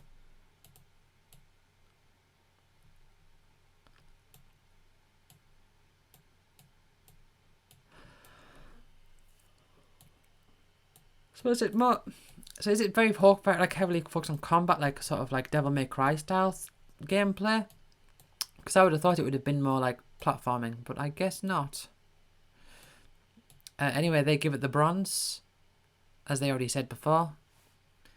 An enjoyable single player adventure that hacks, stabs and slashes at the beat 'em up stereotype. Why we leave it? No big boss battles, no two-player mode, action becomes a little repetitive at times, only 4 weapons to choose. Innovative combat system. Unique mix of beat 'em up and stealth. Over-the-top finishing moves, beautiful artwork, yes, good stuff. Anyway, here we have Space Channel 5.2 V2, Space Channel 5 V2. So it's essentially Space Channel 5 is the name of the series, and then it's the second one, so Space Channel 5.2, basically. But they put V2 so they don't have to have 2 numbers together. Like, imagine if there was a Final Fantasy X-2, for example. Oh, I'm tired, stretching.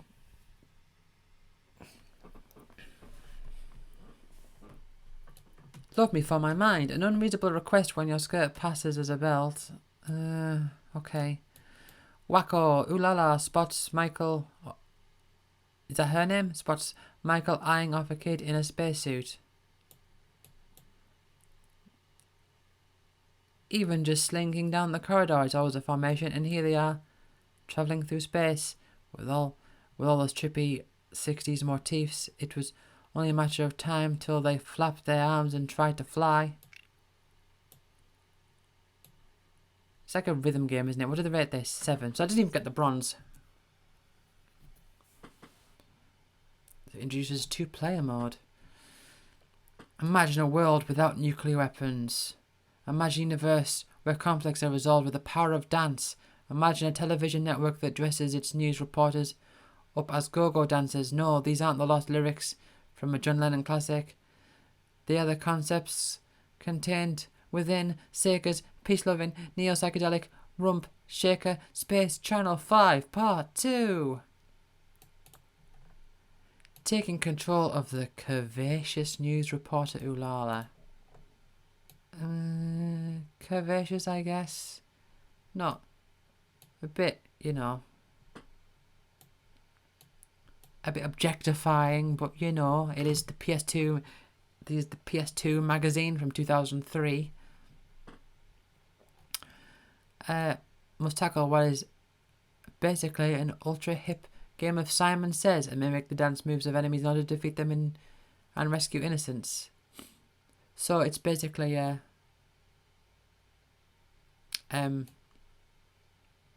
like just Simon Says then. It's like triangle, triangle, triangle square, triangle square, triangle square x, triangle square x, triangle square x square, triangle square x square. That sort of thing, I'm guessing. A little repetitive, but you can't deny that groove. Plenty of secrets to unlock, but story mode's too brief. Why we'd buy it? It has Michael Jackson in it. Why we'd leave it? It has the weird white Michael Jackson in it. So I mean, they can't count two separate points. They are the same point. You can't say a good thing is a good thing and the bad thing is that the good thing isn't good. Simplistic and responsive controls has outlandishly animated dance choreography. It's a bit short-lived. We only have 2 feet. Okay.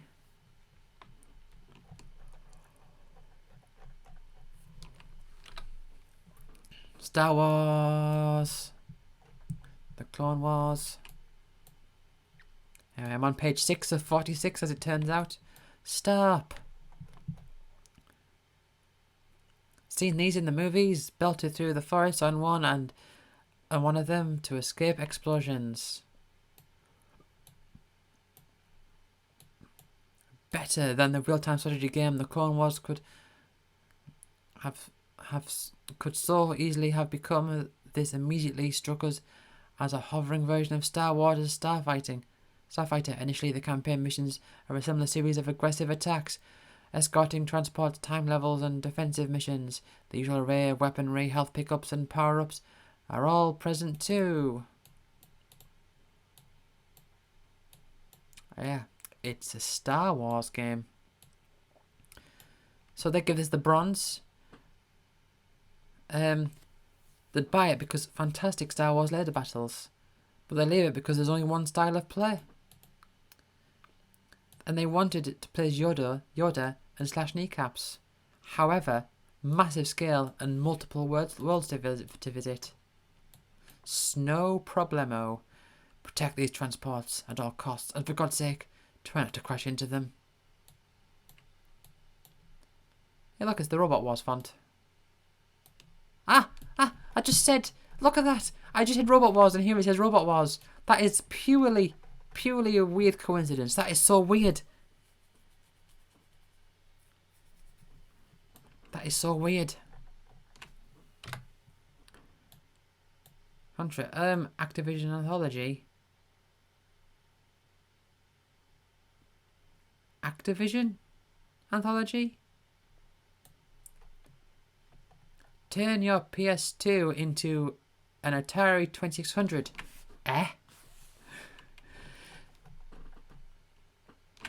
These days, Activision are known for publishing the PS2 titles like Tony Hawk's Pro Skater 4, the upcoming Tenchu game, and other games. Back before it started bringing games to Sony's black box, in fact, way before. See backstory. Activision established itself as one of the pioneer console developers for the Atari 2600 home console of the Atari 2600 home console of the 1980s, and it wasn't until later they were known for loot boxes and workplace abuse. Yeah.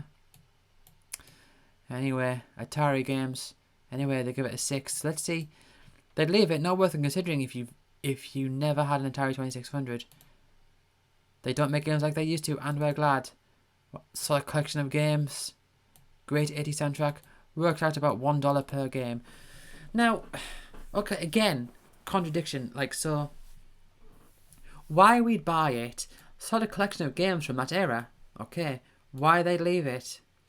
They don't make games like they used to, and we're glad. So a positive is that it's good, but a negative is that they're bad. Graphics, give it a 1. Gameplay, give it a 4. The thing is, though, like, if a new game came out that looked and played like these, but wasn't actually like an old game, people's opinion of it would be so different. It is purely just because all these used to exist, which is itself, I mean, you know, preservation and seeing the past, there still is value to that, but I also think, like, sometimes when, like, with the Spyro trilogy came out, people were saying it's great and all that, I'm thinking, but those games were around in the late 90s and early 2000s. So if we made like a new game that was like those, not those exactly, but like those, like from a AAA publisher, wouldn't even touch it. Unless it's like directly referencing a series. Contra, Shattered Soldier. That's a big monster. So this like a 2D, looks like a 2D like side-scrolling type game like Contra, and then this bit here looks like the, I mean, it just kind of remind me of the original NES version of the game. And it will have the Contra code thing in it, I guess. Those with a friend who's up for an intense cooperative multiplayer experience will find Contra's 2-player mode a welcome feature, although it should be noted that playing with the combined firepower of 2 players on one screen can get confusing. Why we'd buy it? An awesome long-term challenge. Fantastic boss encounters, a good dose of old-school gaming. Why we leave it? It's not particularly deep, can be frustratingly hard. Games like ZOE 2 are around the corner. And they give this not even the bronze. Just below the bronze.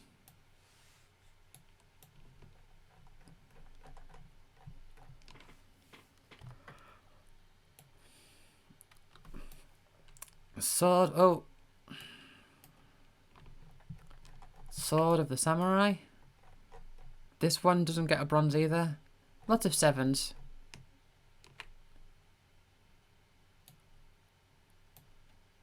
Adds depth to a traditionally shallow genre.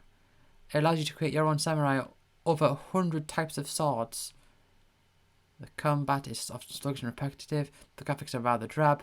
The whole exercise takes lots of patience. It's slow. Over 100 types of swords. Adds depth. So, what type of game is it? Because some of these screenshots make it look like that looks like a fighting game. But, and that looks like a fighting game. Whoa, that looks like a fighting game. But,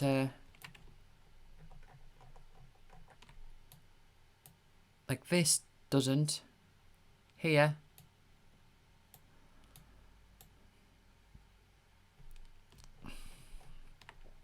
So, the essential problem is the marriage of tactics, action, and the implementation of strict honor code by which the samurai lived.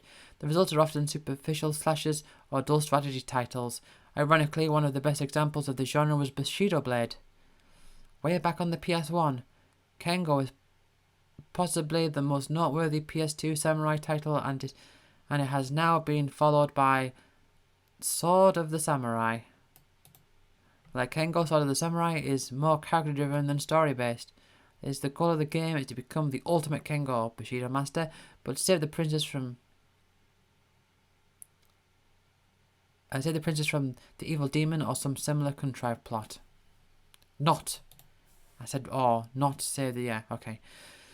From the very start, you're given complete interactivity and control, being able to choose your samurai's fighting style, facial type, and other stuff. Yeah, I'm not quite sure. It's got some icons here. Some special attacks, whatever. Anyway, here we have the Pride game. Look. These people celebrating Pride. Which they give the bronze to. Why they leave it? We're put off by buff men in togs. Not that different to UFC. UFC, yeah, there's another acronym. So see, I said NBA. I think it was in the magazine I was looking at yesterday. I said NBA or MMA. NBA. NBA. The MMA I was thinking of. I was saying about I was confused about all the different like abbreviations like NFL and NHL. NHL. That's American football, isn't it? NHL, and NFL is hockey, and NBA is basketball, and NBL is baseball, and MMA is fighting. But I was also confusing MMA with UFC, and I don't know what the difference is. Either way, moving on. Pac-Man World 2. Waka Waka Waka. The Gruncho Marks hit kit won't cut it, Pac-Man. Oh, so we do have some traditional Pac-Man style gameplay there, and there by the looks of it. But then we have some random, like, platform games. Attack of the Pack. Fancy run of the old school Pac-Man in the latest Pac-Man World 2 is the arcade house in Pac Village that allows you to access some classic Pac-Man games so long as you've collected enough tokens in the main quest. There's the original Pac-Man, Pac-Attack, Pac-Mania, and Ms. Pac-Man. There's also a maze game done with the new 3D engine simply called Pac-Man World 2. So, kind of like Sonic Adventure DX on the GameCube. How you unlock the Game Gear games by getting emblems. But that was my main drive. My main drive was I wanted to get emblems. Like, oh, I want to play more of these old games. That was interesting. As the story goes, Pac-Man's beloved Pac Village has been robbed of some rather important golden fruit. This has prompted the release of the nasty, cool, Spooky, who, along with some ghostly thieves, spreads each piece over 7 differently themed levels. Now, of course, up to Pac-Man. It's now, of course, up to Pac-Man, the archetype of Pac masculinity, to traverse each level, collecting pickups and defeating end-of-level bosses till all the golden fruit is returned. Yeah. See, Pac-Man is... It's strange. Like, they've developed Pac-Man to this character, you know, like, like, he's got, like, a body, and he's got, like, arms, and... like, he's got, like, a distinctive smile and all that. And they've got, like, if I scroll down here, you know, they've got their own, like, Pac characters, and they've got the ghosts. And this is all derived off the fact that this was just a game that was just, like, in arcades, just, you know, oh, it's fun to go around eating things and dodging ghosts, and that was the game. And then they've developed things from that, like the world from that. And so, when looking at it from a sort of, like the way the game's branded, like the world and the characters, it comes across as strange, but then when you realise that where it comes from, it's like, oh, okay. So it just sort of builds up from that. Anyway, Big Mother Truckers. It looks like Big Rigs. Your winner. Congratulations, your winner. Anyway, this one doesn't rank very highly. You begin the game with $25,000 in hard cash, and how you spend is entirely up to you. Each time you reach a city, you'll have to expend a certain amount on fuel and repairs. The trick is to balance this with keeping back enough funds to acquire goods. Suffice to say, it's not so much Wall Street big business has. It's not so much Wall Street big business as backyard marketing trading. The majority of the game is spent trundling back and forth between cities. That's what truck drivers do, after all. Ah, right. So it literally is. You're travelling back and forth between cities to earn a paycheck. And you're just... And that is your thing. There's no... It's not like, oh, escape from... I mean, there's police cars, so maybe. But I'm guessing it's not so much like, oh, you got to escape from the law and all that. Anyway. Here we have Alpine Racer 3, which they don't like, and a few. These are a few quick ones. ATV2 Quad Racing is a 5. Legend of Wrestling is a 6. And Monopoly Party. So, this is WWE. Ah, that's another abbreviation. But WWE, WWF is like a different brand, isn't it? WWE, where WWF, I think, doesn't exist anymore, am I right? I don't know. I don't care about wrestling. The aforementioned grappling system takes some getting used to as well, meaning new players can't just jump in and have anything resembling a competitive game with a more experienced player. Anyway, 6. And here we have Monopoly. All the fun of playing Monopoly, sans the fun. Well, I think the idea is that it's Monopoly, and if they don't like Monopoly, then you're not going to like it, are they? How is it not as good? Is it just lack of multiplayer? Monopoly Party basically has 2 modes, of Monopoly Party and Original Monopoly. The latter plays exactly like a digitized version of the board game. Yep, which I expected. Each player waits his/her turn. You could just say their turn. To go around the board, buying and selling, wheeling and dealing. The titular party mode plays a little more like a dog's breakfast. Everybody seems to take their turn at the same time, and the thoughtful strategizing makes the board game so much fun, it is lost in favour of what almost feels like random button mashing. Right. Well, okay. But the original version exists, so how was the inclusion of a worse version making the game worse? That's something I always find weird. Like, people will say, like, a game is good, and then they might have, like, a game that is a collection of games that includes the game that they said is good, and the inclusion of the other games might be bad, and they'll say, oh, this collection is bad because there's lots of bad games. Like, yeah, but it includes everything from the good game that you mentioned. Like, if you wanted to play, you could. If you wanted to get the experience of the game that you ranked highly, you could play the collection and get exactly the amount of quality.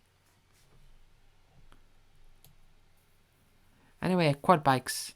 So ATV, that is quad bikes, or is that just, I don't know what that is. If that's just a name of I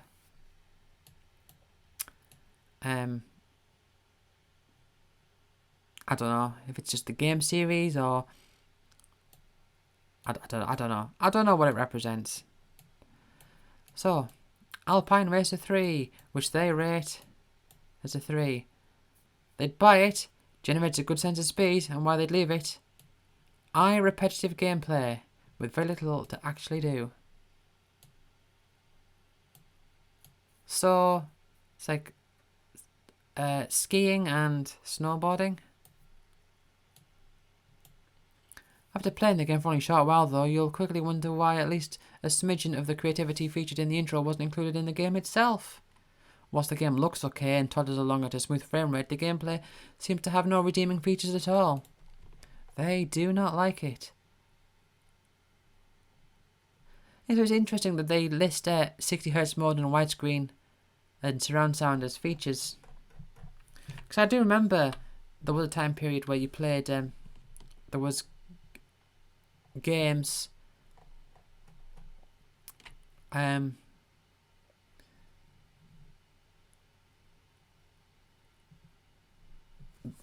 would, I've lost my train of thought. I've completely forgot what I was talking about. Yes. I'll skip back to that page so I can remember. There would be games that would have a widescreen mode because it wasn't standard to have widescreen TVs. And then later down the line, they made it standard. Anyway, want to see naked chicks? Go rent a porno. So this is something. This game is like, you know, it's something for the boys, something for the lads. You know, give them a bit of eye candy and all that. And their official verdict is 4, and they're saying why we'd buy it. 2 great big reasons. Oh, do you get the joke? And why they leave it. Boobs or no boobs, this is a shoddy game. Again, totally contradictory points there. Totally contradictory. So, it's got breasts in it. A lot of games do. Real, live, ample breasts. Or as Acclaim fondly calls them, fun sacks. So if cleavage was the critical element that was going to persuade you to go buy BMX XXX, you're in luck. I feel dirty just reading this. However, before you rush out to purchase it, you might like to consider that the titillation factor of the unlockable striptease booby dancers is minimal. Your average copy of Cleo is steamier and doesn't require you to jump through hoops for a perv. Yeah.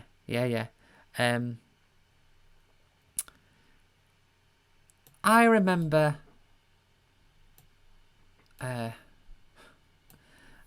when this game came out, and I just thought, like, oh, for goodness sake. Look, some prepubescent boys will find the odd thrill here. Jeez. Anyway, let's move on to Jinx. So, hey, they're advertising a PS1 game. They're like, look, we haven't forgotten about you. Here's a game that we rank 5. Game I've never heard of.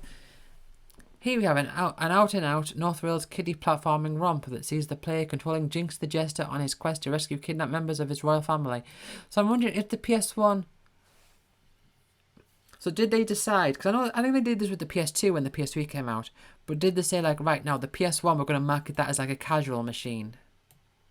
That's one way of doing it. So they're like, oh, look, here's a kid's game. That's my guess. Jinx is simply far too similar to other games in the genre and avoids taking any risks at being original. The levels are nicely designed, full of colourful textures, and there are a couple of nice efforts to be found here and there. Jinx is a tidy enough platformer, but with an original hook. It's a Me Too game.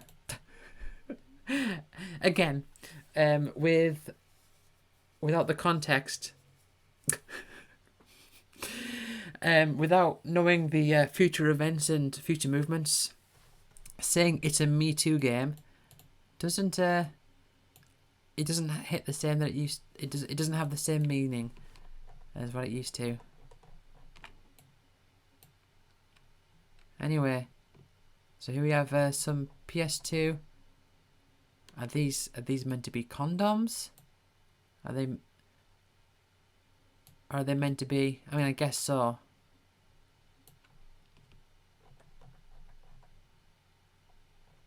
Be careful. Oh. Okay. Anyway, DVD reviews. Austin Powers and Goldmember. I watched the Austin Powers series in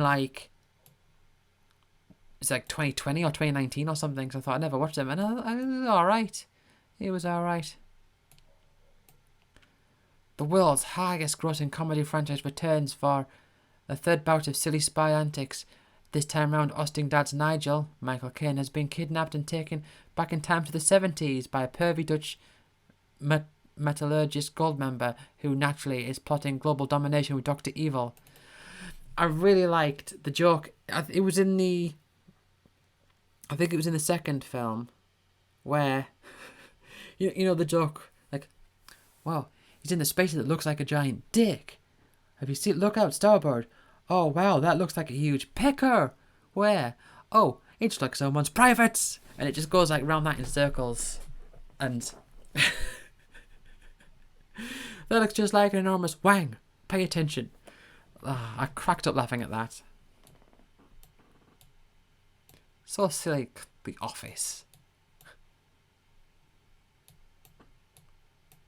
The UK Office, people lauded it as... I mean, aside from... Ricky Gervais turning out the way he has, The original Office is just...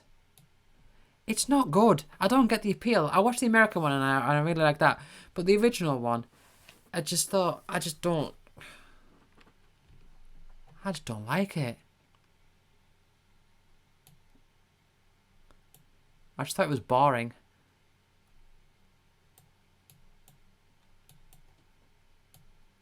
And hey, I like comedy by worse people than Ricky Gervais.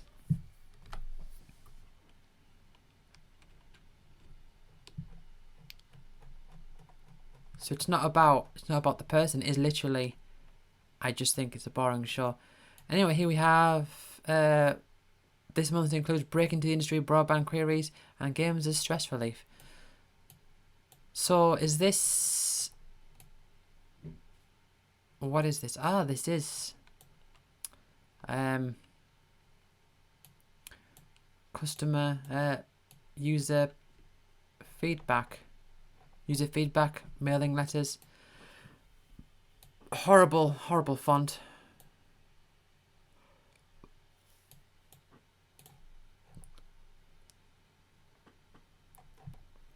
I'm not going to read the star one there.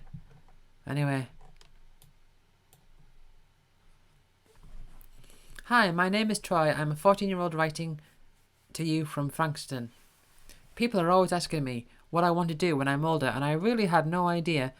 But just recently I was watching the making of Deadly Alliance featured on the new game, and I thought that it would be good to become a game designer. I am aware that you have to be pretty smart to become one without sounding cocky. I am pretty smart, but I am not a computer whiz, which is what game designing is all about. Anyway, my question is, do you have any suggestions of how I would become one, e.g. what I could start learning about now, etc.? I don't know. I don't know where you would start. Is there a... But hey, you know, you want to get into game design? Start where you are at 14. Start designing games just on... I would say at this point, start designing games. Just load up. I mean, I'm 20 years ahead in the future here, so this person will be, oh wow, my age, roughly. March. Yeah, I was 14.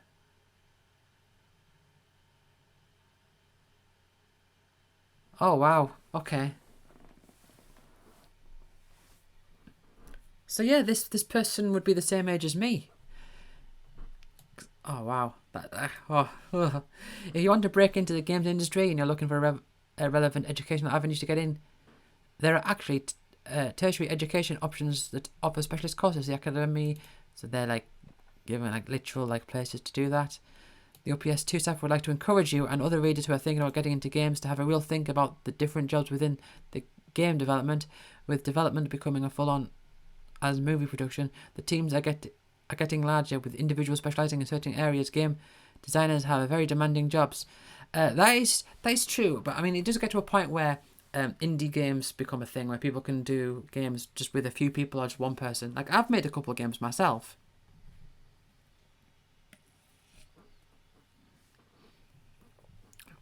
So it is possible to do it, even if it's not like a job.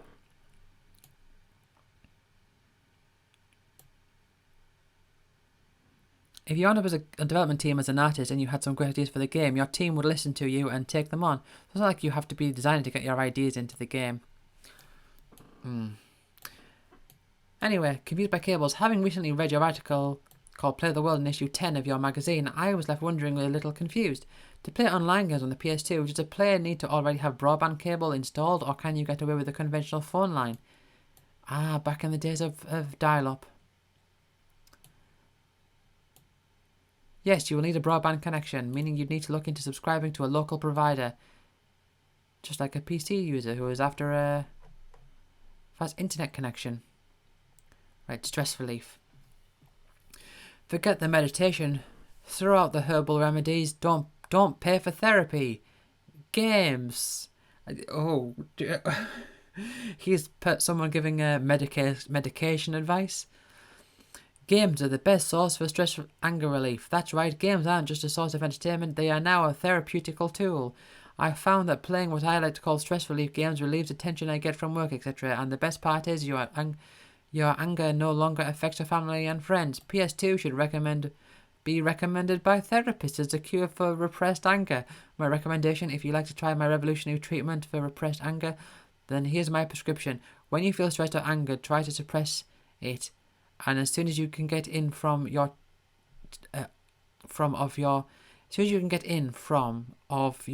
PS2, your TV, then as soon as you get in from of your TV, turn on your PS2. I don't understand that. And start whooping ass. An ideal game type would be beat 'em ups, or any game where the objective is total carnage and show no mercy. You should be feeling better in minutes. Result may vary depending on how stressed you are. Good luck. And remember, in the gaming world, violence is the solution. Sounds like they're offering medical advice there, and it doesn't sound like particularly good medical advice. Just saying, like, just play a game, just play a beat 'em up. That's not going to work. OPS2 reckon you're about right, but perhaps there should be some research into the adverse effects of games with glitchy camera angles that make it easy to die at times. We suspect they could incite certain gamers to lose it and let loose on the nearest innocent controller. Not that this has happened to us. So the response is they're playing it safe. But you can't just say to someone like, oh, you're feeling down, play a game, you'll feel great. It's not going to work. I mean, it's good for the people they does work for, if that is the purpose to use it. But that's not like an out and out solution. Do you know of any Japanese dating simulation games coming to PS2 in Australia? More importantly, are these games any good?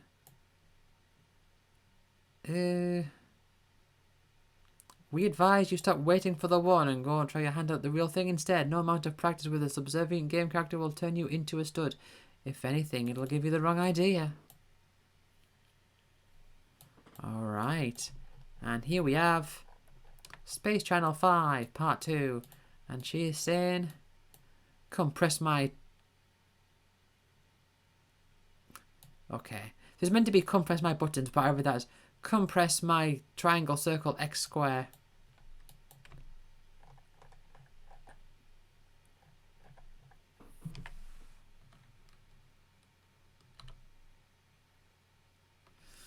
And here we have some adverts. Good old-fashioned adverts. My chair is being quite squeaky right now. Oh, I'm probably going to have to up the volume on this a bit as well. Oh, annoying. I have to look into the settings.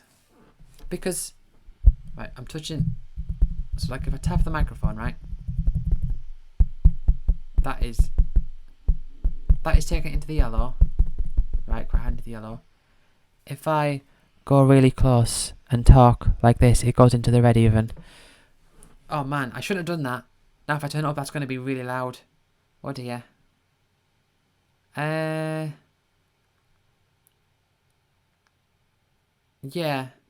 I don't know. I have to figure it out. Anyway, fighting to afford your copy of OPS2. Subscribe, save and win. Yeah, you can subscribe and get the Pride game. And here's stuff for you to tick and all that sort of stuff. Hardcore. Grand Theft Auto Vice City. Yeah, so when I was at school, there was a bunch of kids that were into GTA, and they were like, huh, you like Final Fantasy, that kid's game. I like GTA. Oh, it's a grown-up game.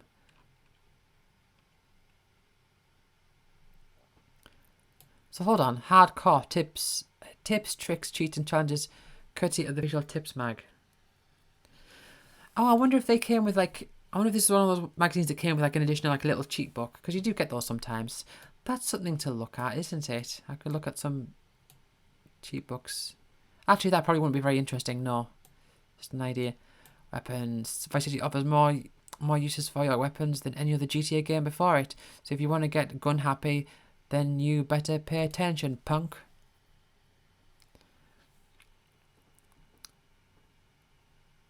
So these are some advice as to what's in different places. So, is this the case where... I'm not familiar with GTA much. But is this a case where, like, when you start the game, I'm curious as to where you start, because I still like looking at maps and all that of places. I find like maps and graphs. I find it very interesting. But I'm thinking, is this one of those games where you start on one of the islands and the roads are all locked up, but then later down the line, like once you've completed so many missions, they'll open up and then the other island will become available? Maybe, because I noticed the low numbers are all on this side, on the right, but except for 10. 10's there. The stretch of beach on the east of the map will take you from the tip of the end of Vice City to the ultra-fast time in an off-road vehicle. So you can get an off-road vehicle and zip down from one side, from like the north to the south, or the other way around, I guess. So what's 4? Let's have a look at 4. That's like an island. When the mainland opens up. Aha, the mainland opens up. So that's what I'm talking about. When the mainland opens up, you can cross over via one of the 3 bridges. The bottom lump of land is the Starfish Island. The middle section is Leafy Links, and the top one is Prawn Island. Ah, right. So the Leafy Links and Prawn Island and all that. So where do you start then?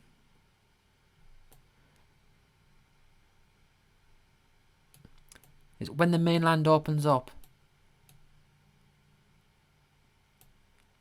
I mean, there is a chance you start in the middle here. See, that's what I find interesting about like world maps and all that.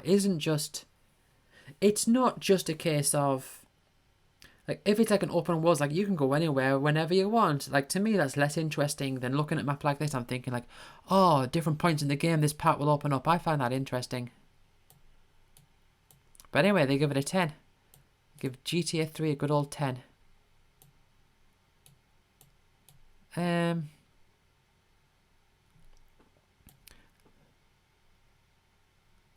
Yes, the cars, the star in the title, jaunt through the nuances and subtleties of Vice City's cars, roads and bikes.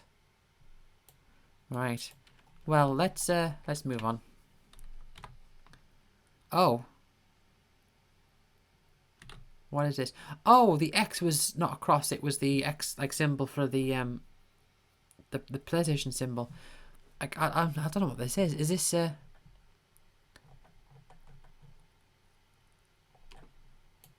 Is this challenges?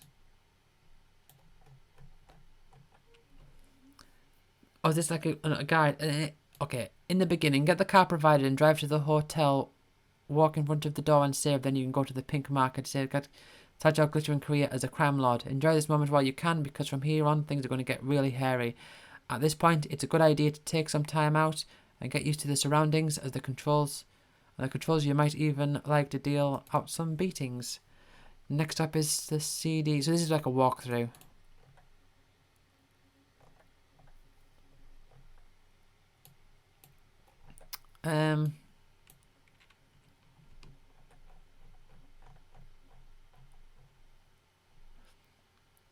See, okay, so this is a game that I'm genuinely not interested. Like, I'm not gonna be like, oh yeah, I want to play some GTA. It's not gonna happen.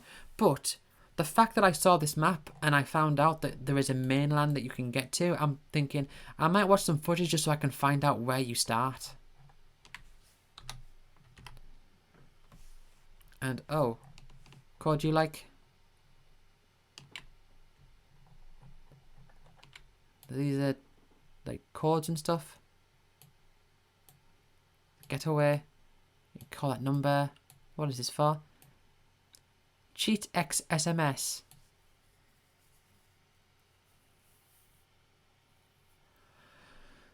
So you can get tips tips and cheats via text. Ah, right. So choose a game and choose a cheat, and they can. So if you text them, they'll explain it to you in a text, which seems very. You'll get an instant SMS message back with the cheat details. Call that number and punch in the 5-digit code for the cheat you need. That is like the microtransactions of 2003. Shortlist, your definitive guide to the ever-expanding library of PlayStation 2 games. top 5 soccer games. Do they call it soccer in Australia? I think there is an Australian football, isn't there? Like a unique, like Australian football.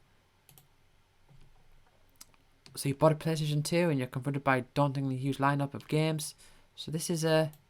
Ah, right, yeah. So these are the scores with all the games.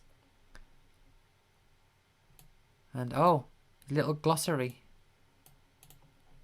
Explaining what things mean. Yeah, glossary.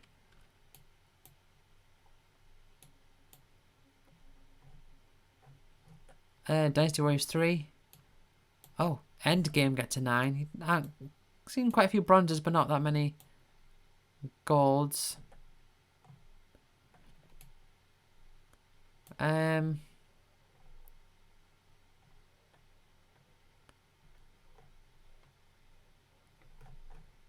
Final Fantasy X gets a 9. Nothing else needs to be said about this brilliant RPG, a classic Square adventure with next-gen presentation and production. I was so excited. I tell you, I was so excited to get Final Fantasy X. I first saw it at a friend's birthday.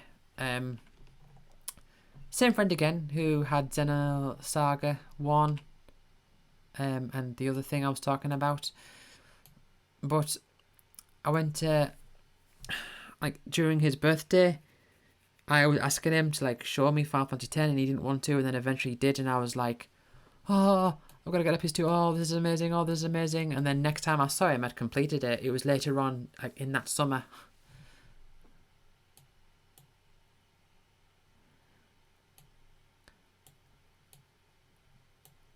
Just taking a brief look here at what the, like, things that, like, Resident Evil, Code Veronica X. Is there anything that gets a gold? Oh, 20X Pro Skater 4. There's a couple of new moves. THPS 4 takes the series in a refreshing new direction, allowing the player to skate around, interact with the locals, and do things at their own pace. I would say Tony Hawk's 4 is one of the worst of the original series. I did not like the... Right, the thing is like, with the previous games compared to 4, so in 4, you're not given, like in 1, 2, and 3, you're given a timer, and you've got a list of challenges to do, and then within that timer, whatever challenges you complete, it ticks them off, saying, like, you've done this, you've done this, you've done this. In Tony Hawk's 4, however, what happens is, you don't have a timer, but then you talk to an NPC, and then they will give you a challenge, and then you've got, like, then you're put into, like, the mode of doing that challenge. And the thing about this is that everything that you do is always in service to the one thing that you're doing at any given time. So someone might say, oh, do a kickflip and then an indie grab over this ramp or whatever, and you would be focused entirely on doing that. But whereas with the previous games, what would happen is you'd know that would be one of the things you'd have to do, and you try to weave it in with the other challenge. Like you get the skate letters, and it'd be like, oh well, the path from one of the letters to another one of the letters has that ramp, and then I can do that trick at that time. And as you do this with more characters, you get better at doing it, and so and you become more familiar with, like, the stages and all that. And I think that is really that is really what was really good about that style of gameplay. There's a video where someone talks about Sonic R, and they explain it like a Tony Hawk game, and I really like that video. I think see if I can find it. But yeah, it's something that they changed. I didn't think it was very good. Moby the Quiet American speaks out. Might have attack. Spiked. Issue number 3, fresh read, fresh CD, exclusive free Sister Bliss mix.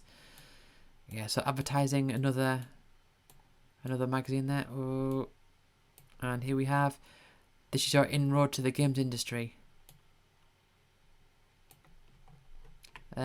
Formula 1 related. Breaking into the games industry can be tough, especially when it comes to getting some relevant experience. Infogrames and OPS2 are here to help one lucky punter with the chance of a lifetime to get some experience working with an internationally recognised developer, Australia's most prolific and longest-serving developer, Infogrames Melbourne House. There's a competition. 2 ways to tell us in 25 words or less why you think life, what you think life would be as a Grand Prix driver, and follow the directions at the bottom of the page. I wonder what the winning entry would be.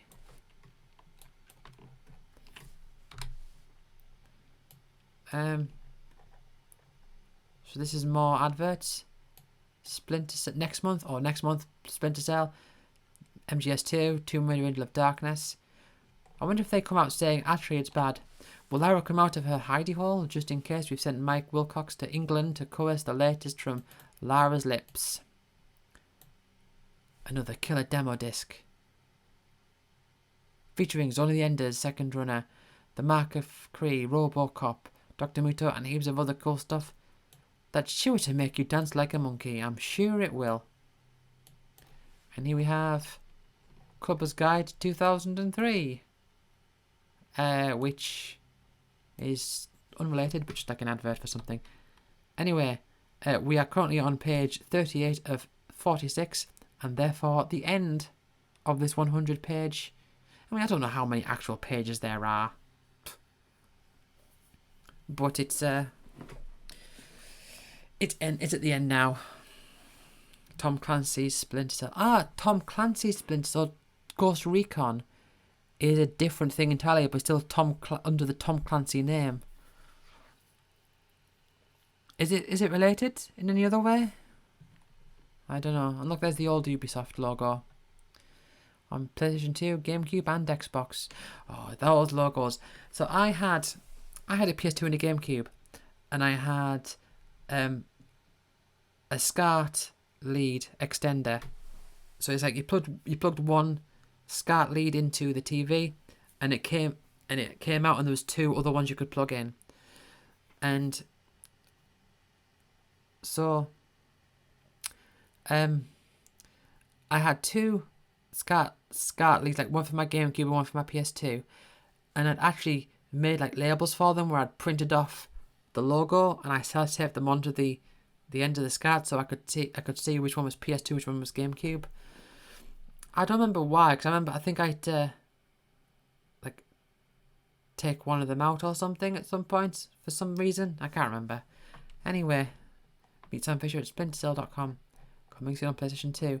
So hopefully I can figure out what's going on with the volume, because it's just sounding a bit quieter than normal. I don't know why. I don't understand why. And it's awkward. But as for now, I'm going this here, so thank you for watching, and I will see you all next time. Bye! I've got to move my cursor over onto the stop recording button.